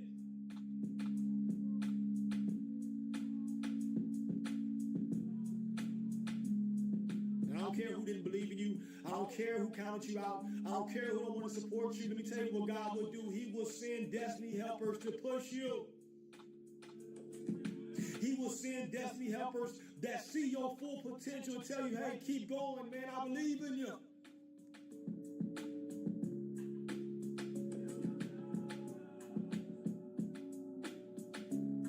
Don't you ever forget that God will always have a ram in the bush for you, just like God had a ram in the bush for his son, Jesus Christ. You got to understand, he sent his only begotten son, and they called him Jesus. Jesus, when he came on this earth, he was on a mission. Don't you be afraid to put in a couple of shoulders and say, I'm on a mission of mercy. Because once I got mad at myself for wasting all them fucking years, wasting all them fucking tears, wasting all that potential, guess what I told myself? And I told everybody that was getting in my way. I said, get the fuck up out of my way. I'm on a mission of mercy.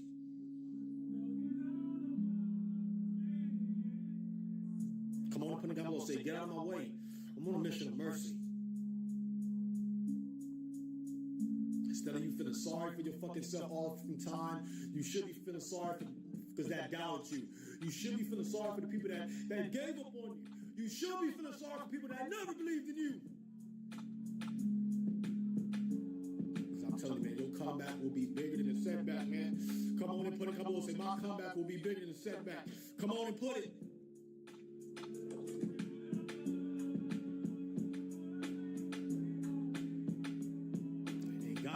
Separate me. Thank God for the separation. Because if God ain't never separated me, I would have never realized my full potential. And sometimes God will have to sit you in silence. Doesn't mean God got to sit you by yourself. And let me tell you what he'll do while you by yourself. Let me tell you what he do now he got your undivided attention. He'll bring you back to when you was a child.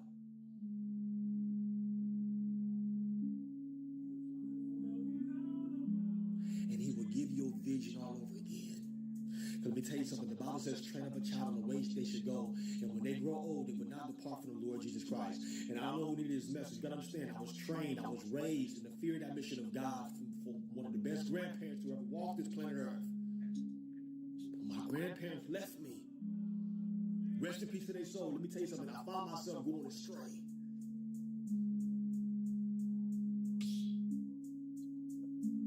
I found my family betraying me and backstabbing me.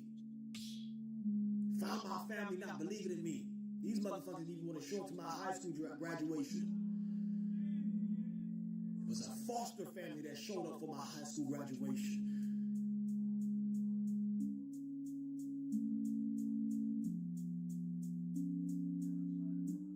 And sometimes we allow family to speak negative over our lives. Man, I wish I had the knowledge and wisdom to understand as I did when I was in high school. Found myself going back and forth with my auntie about going to varsity basketball practice, knowing that, guess what, this is one of my dreams. So you guys don't understand how much spiritual warfare I was fighting at the age of 16. I had to sneak to practice. Y'all remember that attack from the enemy. And all my auntie wanted me to do was go to the army. And so one day I had to step up to her and step up to the devil and say, hey, you know what, everybody ain't built for the army. And she went down that fucking line. Got my brother to go to the Air Force. Bless his heart. He doing good, got a beautiful family now. And she got all her other sons to the military, and she went down that line. Listen to me. And I was the last one at the end of the line. She looked at me, and she said, oh, look what we have here. Oh, they're going to love you in the army. That's my auntie said to me, rest in peace to her sweet, beautiful soul. But her mindset, she thought small. She was very dependent on the government. Even my grandmother, she loved the Lord, but her mindset was small. She got to the end of that line. Let me tell you something. Even got to her daughter, got her daughter to join. And her daughter ended up being successful. And I love her to death. But guess what? She looked at me. She said, oh, baby, they'll love you in the army. You know what I did? I finally spoke up. I said, you a lie. I said, you a lie, the devil's a lie too. She said, what did you just say to me? I said, you heard what I just said. She said, you're going to go to this army. Come hell or hot water. You need some discipline. You need some structure. I said, God going to discipline me. God going to structure my life. You ain't in control over nothing. We start going at it with each other. You think I'm lying? And this is one of the most toughest aunties. You know, all the little kids used to fear when they was young because she was so mean and she'll pinch you. She'll whoop you, but she like to pinch. Until I got older, I said, okay, I see who you are now. Yeah, you might be sweet and loving and giving, but guess what? Your mindset is small. I got dreams, man. I got visions. I got goals, man. And let me tell you what she made me do. She forced me to go take this goddamn ASVAB test. Y'all know what it is, the ASVAB. ASVAB. That's how you know I've been through this shit. Found myself going to the library, getting the goddamn ASVAB book and studying this shit inside and out. They had all kind of shit in there that we didn't even learn in high school. Understand what I'm saying? That's how I already knew that. Guess what? This was not the plan that God had in store for me. I went in and I shook the man's hand. True story, at an early age. Took the damn ASVAB test. He told me, hey, you failed. This ain't for you. Come back again and take the test again.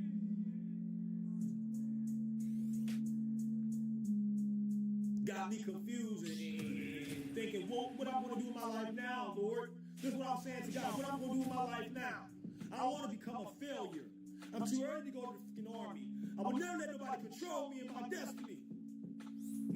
And don't you be afraid of putting on those. I will never let nobody or family or anybody control my destiny. And I came back and I showed her that I failed the ASVAB test. And she said, you know what? You're going to restudy. You're going to take this damn test again. You go into the army. And I told her, I said, you know what? The hell with you in this house. Because you took over my grandmother's house. I said, you guys can have all this shit. I'm going somewhere else. So somebody else going to believe in my dream. Make a long story short, I ended up going to a foster family.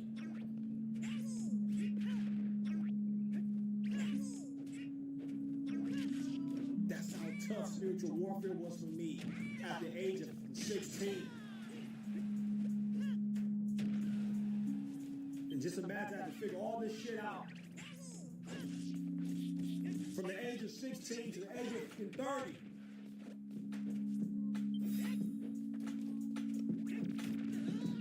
And even God had to remind me when I got to the age of 29 and 30. Son, I finally got you where I really wanted you. You ain't got no more distractions. Yeah, your family left you. Yeah, your family forsake you. They left you at a dead end. They gave up on you. But now, guess what? You're not even knowing. They release you to my hands. And guess what? My plans will forever stay in your life, son. God told me, he said, guess what? Are you ready to preach? And I already felt it in my spirit that God was going to bring me back to preaching as he did when I was a child. I told God, I said, Lord, I ain't nowhere near ready. He said, I said, how am I going to get myself up out of this situation? I was worried about getting up out of the storm. I was worried about getting out of homelessness. I was worried about getting up out of this pit. That's what I was worried about. And God said, you're going to preach your way up out of it. He said, you know the word. You know how to preach. I said, God, I ain't going to school for this. He said, you ain't got to go to school. You don't need no degree. I already anointed you before you even enter your mother's womb. And I promise you, listen to me. This is what I really knew what my potential was. Found myself working in telemarketing. You know, my story is the same of Will Smith in the Pursuit of Happiness with his son Jaden. Same exact story happened to me, but I was a telemarketer. He was a stockbroker. Homeless, 7 years. I promise you, listen to me. Found myself wearing suits every day. Trying to become the best freaking telemarketer there is. So you guys don't know when I was sleeping in my car with my children. Just like Will Smith slept with his son Jaden in the bathroom. He ain't had nowhere to go. Just like me, I ain't had nowhere to go. And all I can do is sit up and look at my kids sleeping in the car with me. That fucking brought tears to my eyes. Because I would never ever allow my kids to go through this shit when they get older. So I got mad at myself. My kids didn't even see me cry. I cried all night long. I weeped all night long. I prayed all night long. Listen to me. And I found myself dropping my kids off to school every day. Working at this damn telemarketing job. Then I had to get off the telemarketing job and go back and get my kids, which was an hour away. And every time I kept talking to people on the phone, homeowners, and I was a telemarketer for home improvement, people kept telling me, oh my God, your voice, you sound like a motivational speaker. Oh my God, you're going to be a preacher one day. Do you know you have a gift from God? And I'm sitting up here listening to these people like, what are you talking about? Denying the gift that God gave me.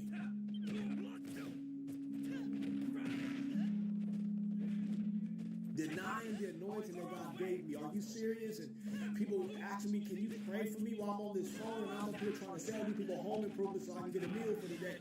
And they telling me, can you pray for me? Your voice, the way you speak, you have the presence of God all over you. I'm listening to you. What are you talking about? Not even knowing God will send a stranger. That's why you got to be careful when you're entertaining a stranger. I have people telling me, do you know who you are? You the chosen one. And I wouldn't believe it because guess what? Family and friends hear my value. They hear it from me since I was a child. And one day I found myself being to my car because you know telemarketing, you gotta make 1,000 calls a day. So you guys don't know that. To take on freaking 1,000 rejections a day. You talk about being rejected. Children are the most rejected because we are the most anointed. Some of y'all wonder why you've been rejected all your life. You've been overlooked all your life because you're the most anointed. God get ready to take you from being overlooked to overbooked in the name of Jesus. And don't you be afraid to put it in the comment below. And so I'm getting ready to go from being overlooked to overbooked in the name of Jesus. I'm getting ready to go from being rejected to being accepted into the kingdom of God in the name of Jesus. So one day, God, listen, y'all, kid you not. I was in a 10-minute break. And I swear to God, well, excuse me, Lord, forgive me for swearing to you, but I promise you I put that in everything I love. Listen to me. I was crying my eyes out after this 10-minute break, because you know telemarketing, it gets tough, man. Then I got to get all these negative ass spirits. Then I felt like people were ready to fire me because I was too good at this job. You know, it's like God was giving me too much favor at this job. You know, he was giving me unmerited favor at this job. Then the boss started going against me. People at this job started going against me. I was making all kind of money. But I found myself being tired and being drained. And I found myself that I don't want to do this for the rest of my life. And sometimes God will get you to the point when you are tired of being sick and tired of working at this dead-end job. He already showed you your potential. Come on. He already showed you your gift. He already showed you your vision. And he'll wait till you get to the point of you being tired of being sick and tired of working for other people. He'll get you to a point where you're tired of being sick and tired of wasting your gift and wasting your potential and wasting your calling and wasting year after year and wasting your spirit and wasting your energy on other people who ain't trying to pour into you to get to the next level. He'll get you to the point where you are tired of being sick and tired of being overlooked and being rejected. He'll get you to a point where you're tired of being sick and tired. 3, 2, 1, go. Of being underappreciated and being undervalued and getting underpaid. He'll wait till you get tired of being sick and tired. And then get to a point where you're tired of yourself. Because you know God has called you to do great and mighty things for the kingdom of God. Come on, somebody. And I got to the 10-minute break and I said, Lord, listen to me. Lord, I'm tired. I don't want to do this for the rest of my life. I don't want to work for other people for the rest of my life. What have you called and anointed me to do? I said, here I am, Lord. I'm still standing. I said, here I am, Lord. After all the hell I've been through, I survived. What do you want from me, God?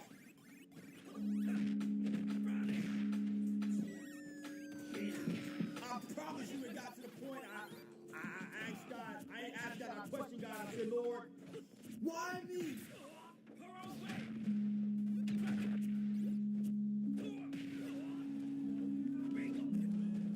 Why I gotta go through the toughest battles? Because he had to remind me you are one of my toughest soldiers. And I wouldn't put too much on you than you can bear. So I went from asking God, questioning God, saying, why me? And now I'm saying, why not me? Come on and put a comment below and say, why not me, God? I'm built for this. I'm made for this. And I will become a better version of myself.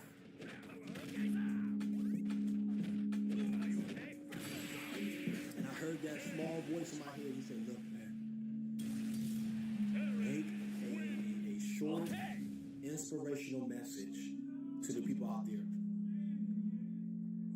That's what he told me. And my first video was on Instagram. You can go on my Instagram and check it out. But you gotta go all the way at the bottom. My first video, I never forget.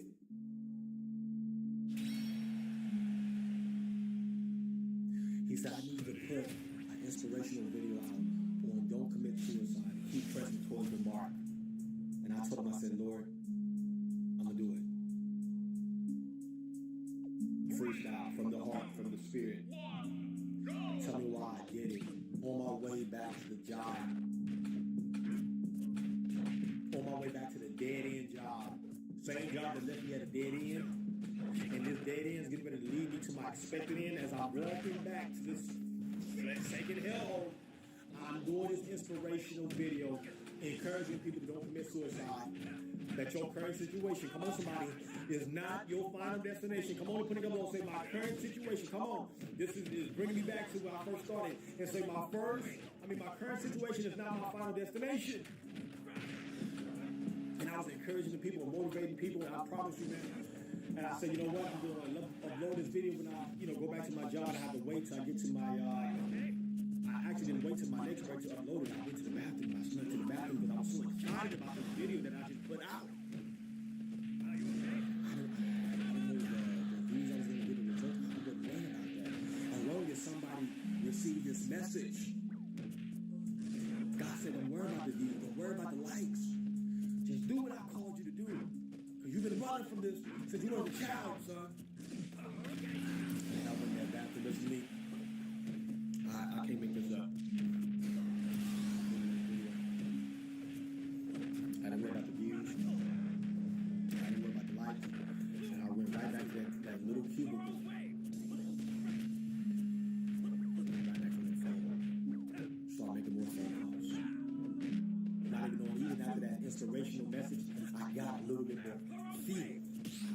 God gave me a little bit more, fuel in the tank to keep going after this message. I promise you, it motivated me, it inspired me. I felt like, I could really make it. There's something about the word of God. There's something about, motivational, messages that just keep you going. You understand what I'm saying? Because it got me going. And I'm the one giving the message. Come on, somebody. So while I'm at this cubicle, I'm making phone call. I kept feeling my body just keep vibrating.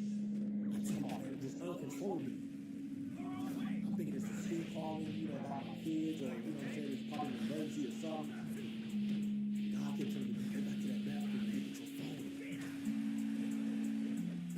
And when I looked at my phone, I started seeing all these different people that I didn't even know that was encouraging me, like, oh my God, who are you? Where have you been all my life? Oh my God, please give us another video. I needed to hear this message. Tears began to stream down my face. Even though this bathroom was nasty and filthy, I slid down that wall and I did the ugly cry. And I'm telling you, man, not only I did the ugly cry, I was so upset with myself because I didn't realize how great I was. I didn't realize the gift that God had stirred up in me since I was a little child. You understand what I'm saying? I was so mad at myself.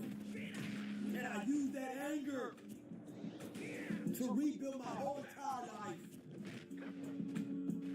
And God said, get up off of this nasty floor, wipe your face, and from this day forward, you better do what I have anointed you to do since you was a child. And here I am. Come on, Thomas. Here I stand. 5 years in the making, baby. 5 years of consistency, of motivational speaking. And I'll never look back. And I rebuilt my whole entire life from that anger. Do you understand what I'm saying? Sometimes you gotta just get mad at yourself. Sometimes you gotta encourage yourself. Sometimes you gotta motivate yourself to go get better for yourself. Let me tell you something, ain't nobody coming to save you. Come on, somebody. I said, ain't nobody coming to rescue you but God. Ain't nobody coming to push you but God.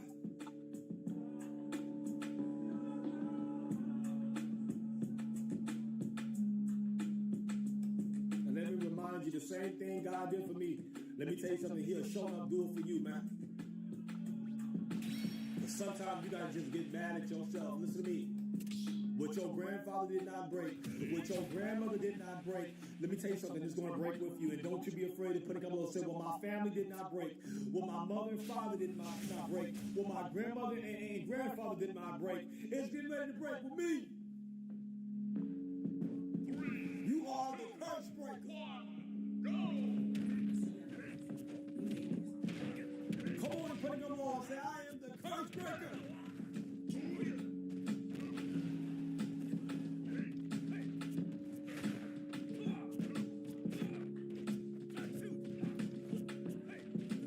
Because you ain't gangster until you get mad at yourself.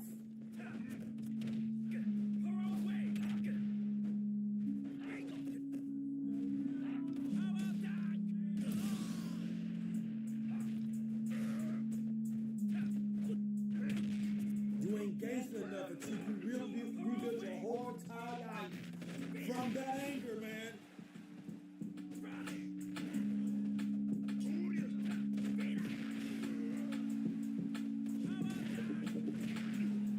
All it takes for you to get mad at yourself one time. I promise you.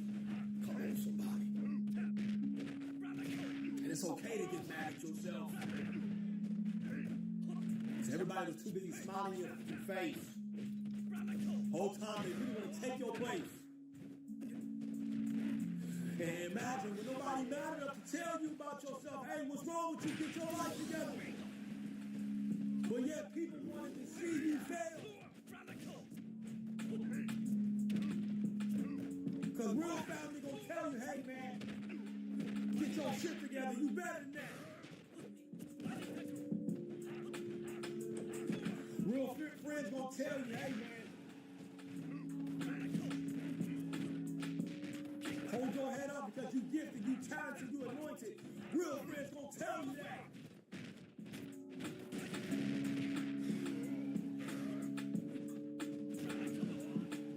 But I was at a point in my life when I had nobody to tell me that.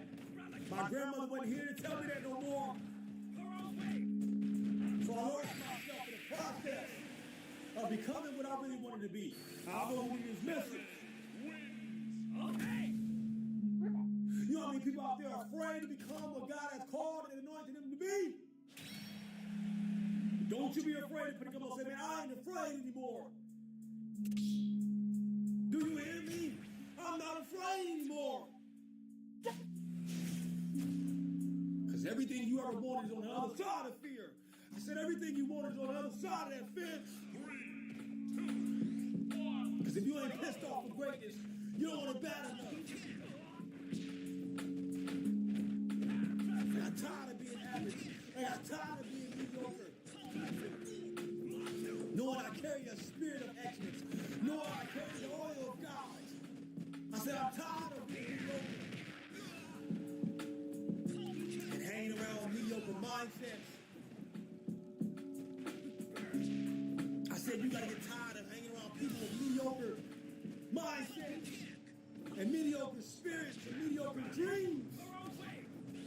Because more you around that crap, it's going to make you give up on your own dreams. Be careful of the energy you around.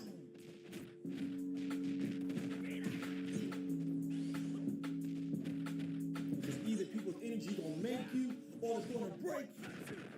And there were some people out there that they wanted to break me because guess what? They were so afraid of my potential. They were intimidated by my potential.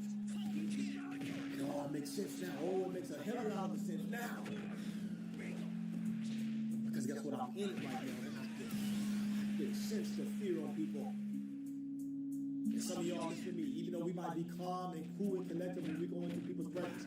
I'm talking to the chosen ones that have became a better version of yourself. Listen to me, you no longer living in fear. You no longer, amen, mediocre. Now you above average. Now, you know what I'm saying? You really in your calling, your assignment, and you really about that life, and you don't really live your whole entire life, and you see how people treat you and how they act when they get around you, baby. They fear you. Because you the baddest in the room. Come on, put it, come on, say, I'm the baddest in the room, man. Yeah, you big motion, you big energy, man. You got movement, you got action. Yeah. Sometimes it's going to take you to get mad at yourself, to go out here and get what belongs to you. Oh, I don't even hear this message. I found myself just.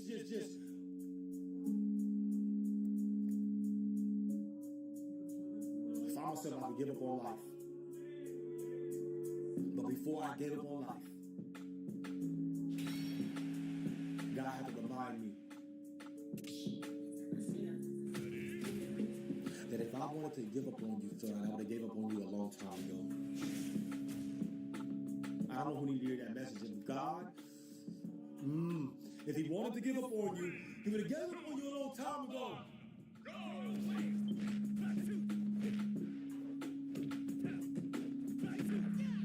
Don't you ever forget. Okay, how many years you thought you wasted, it ain't over until God says it's over. That part. I don't care how many years you wasted, it ain't over until God says it's done. And I need to remind you right now, the Holy Spirit told me to tell you right now, let me tell you something. No tears was wasted. Listen to me.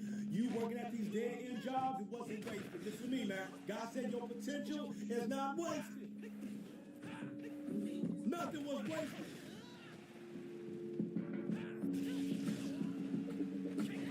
God said even the anger, you being mad at yourself and you being mad at people and mad at the world, he said you have every right to be mad. But he said, don't waste that anger. Come on, somebody. He said, use that anger as fuel to get to the next level. And don't you be afraid of people say, I'm going to use this anger as fuel to get to the next level. Y'all get out of my way, because I'm coming through, and I'm coming out with my hands up. Come on and put it on. I'm coming out victorious.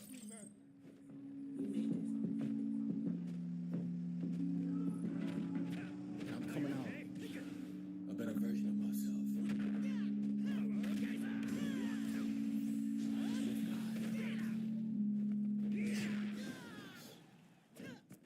Let's do a bit for this. We still talking this match.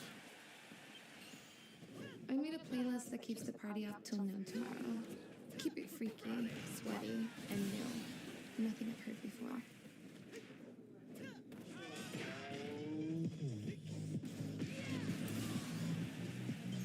Wait, how is everyone getting a new smartphone and high-speed data every month? If you're on SNAP, Medicaid, SSI, or other government assistance, you may qualify for a free phone, plus free up to 10 gigabytes high-speed data, unlimited text, and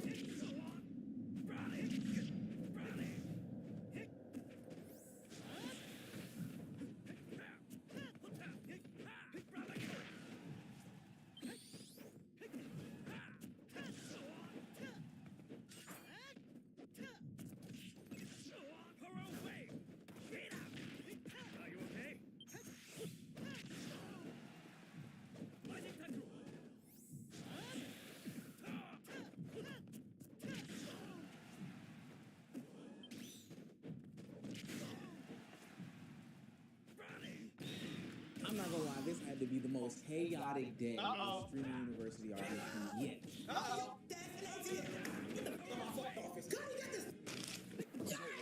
You almost had four.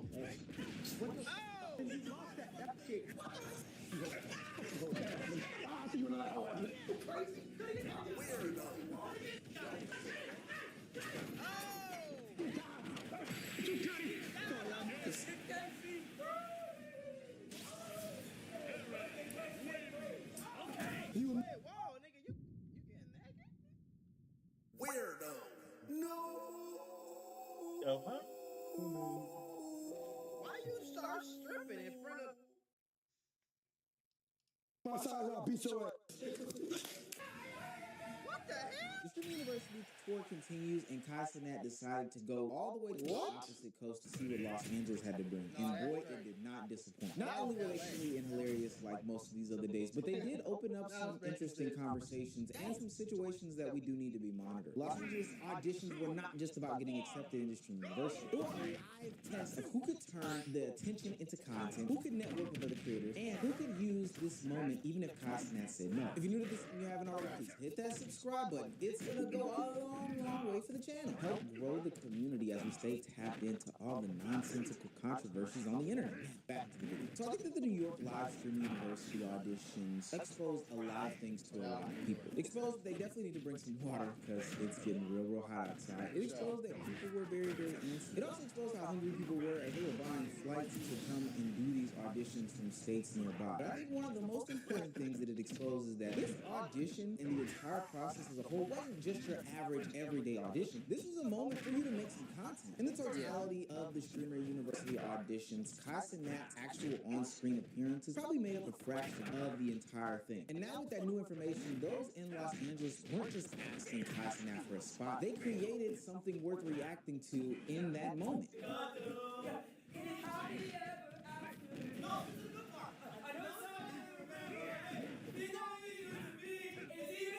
What the hell are they saying?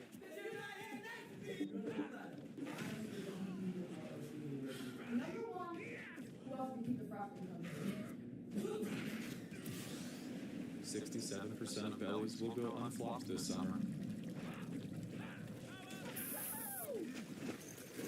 Don't become a summer statistic. Get outside stats with Banana Boat. What would I tell somebody who's just been diagnosed with Alzheimer's? Damn, that sucks. I get it. I have it too. Why not, between now and that, squish the life out of life if you can. I mean, just milk it for all it's worth. I worked in medical device sales for 36 years. In the summer months, you will find me 7 days a week in the yard. It tickles me pink to be outside in my yard. In addition to yard work, I love to puzzle. Can't get enough of it. I have never had a good memory. I have been made fun of for my memory for years. But then with work, starting to forget appointments, that's when it kind of got creepy. My dad died from his dementia. He wouldn't get tested for Alzheimer's. It was in 2019 that I went to see a geriatrician for the first time to get my memory tested, and I took the test every year. And my score started out at 25 or 26. The thing that kind of tripped this was going in to do the PET scan and the MRI. My score dropped down to, I think it was 22 or 23. I looked up the results and I saw Alzheimer's mentioned 3 or 4 times. It took my breath away. I felt panic. I felt anxious. I felt scared. I felt alone. First thing I did was grab the pillow in the room and just scream into it, and then start sobbing and thinking, how am I going to tell my kids? My doctor said there are a couple of options for treatments, and so I said, okay, yeah, let's do it. This is what I was talking about in my original Extreme University video. Stop it. Get some help. Listen, y'all, YouTube and Meta might owe you up to $1,000 if you or your child grew up on social media. If you or your all these clips are coming from people who we already know. They're coming from people who already stream because they get it. But a lot of people who are aspiring streamers, they don't really understand. You know, they know about clip farming, but they can't go nowhere and really actually learn it. You know what I'm saying? Or they can't go to too many places. So I just wish that he would explain that because you got a lot of people lined up outside in the heat passing out, and they thinking they just doing a regular like job application. You know what I'm saying? They don't know that they supposed to come in here and be funny. When they get denied, they looking at it like they sad. They like, damn, opportunity is fucked up. Like, you know what I'm saying? It's almost like a job that they ain't give you the job. But I wish that more people looked at it like this, but I also wish that if it wasn't going to be Kyle, I wish somebody would explain it. I don't know if they did, but... I know you see my big, you facing ass pussy.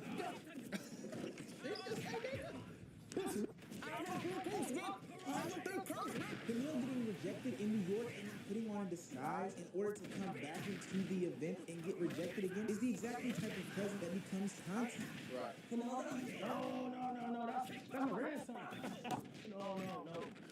My name, no. Oh. That shit like it hurt. Oh, yep. Okay. You'll be the first to get denied.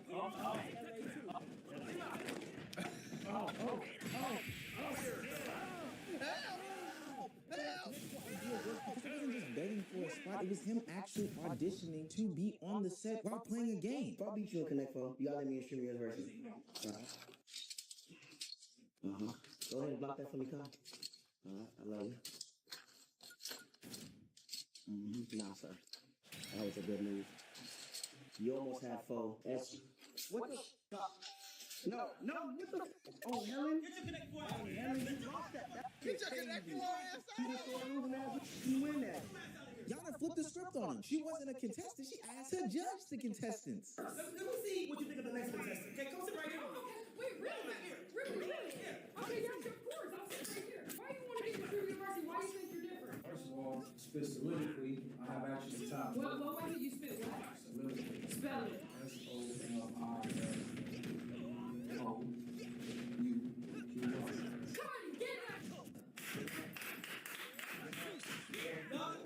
to say this is showing that the personalities are what's going to range through when it comes to the Streamer University auditions. We have to remember that even in the first Streamer University, Kai Cenat wasn't streaming. He wasn't really a mainstay. He was just the thing to get everybody underneath this one umbrella. But what you made happen under the umbrella was totally 100% up to you. That's why people like Tylil and Stable Ron work, because they already understood the assignment. They get streaming. They understand how to make the content. It's not always about having the perfect color grade, the best cameras, having this scripted cinematic thing. It's about confidence. It's about timing. It's about making room for reactions. These people understood the hidden rule. Even if you didn't get accepted, you can still leave with clip followers and momentum going back home, where you can make more content, better content, greater content. The best applicants did not wait for Kai to give them content. They turned the audition into content itself. But I will say that LA did show the other side of the spectrum. Some people got the same spotlight, but they used it in the worst way possible.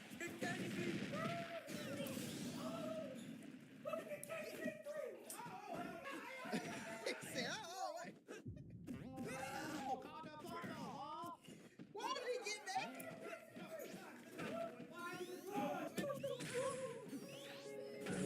I just got denied.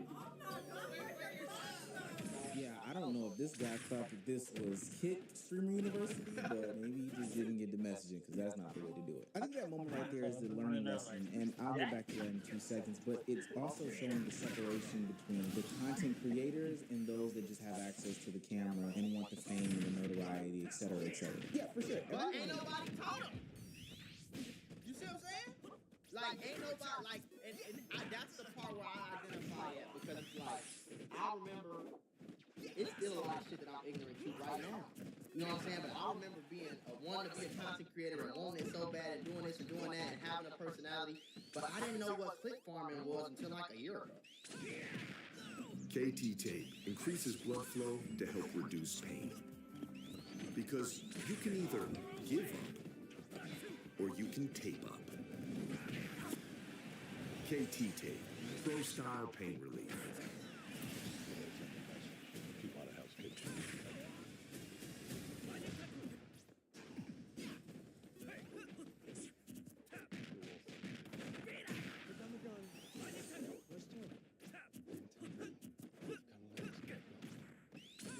I ain't got nothing except for you.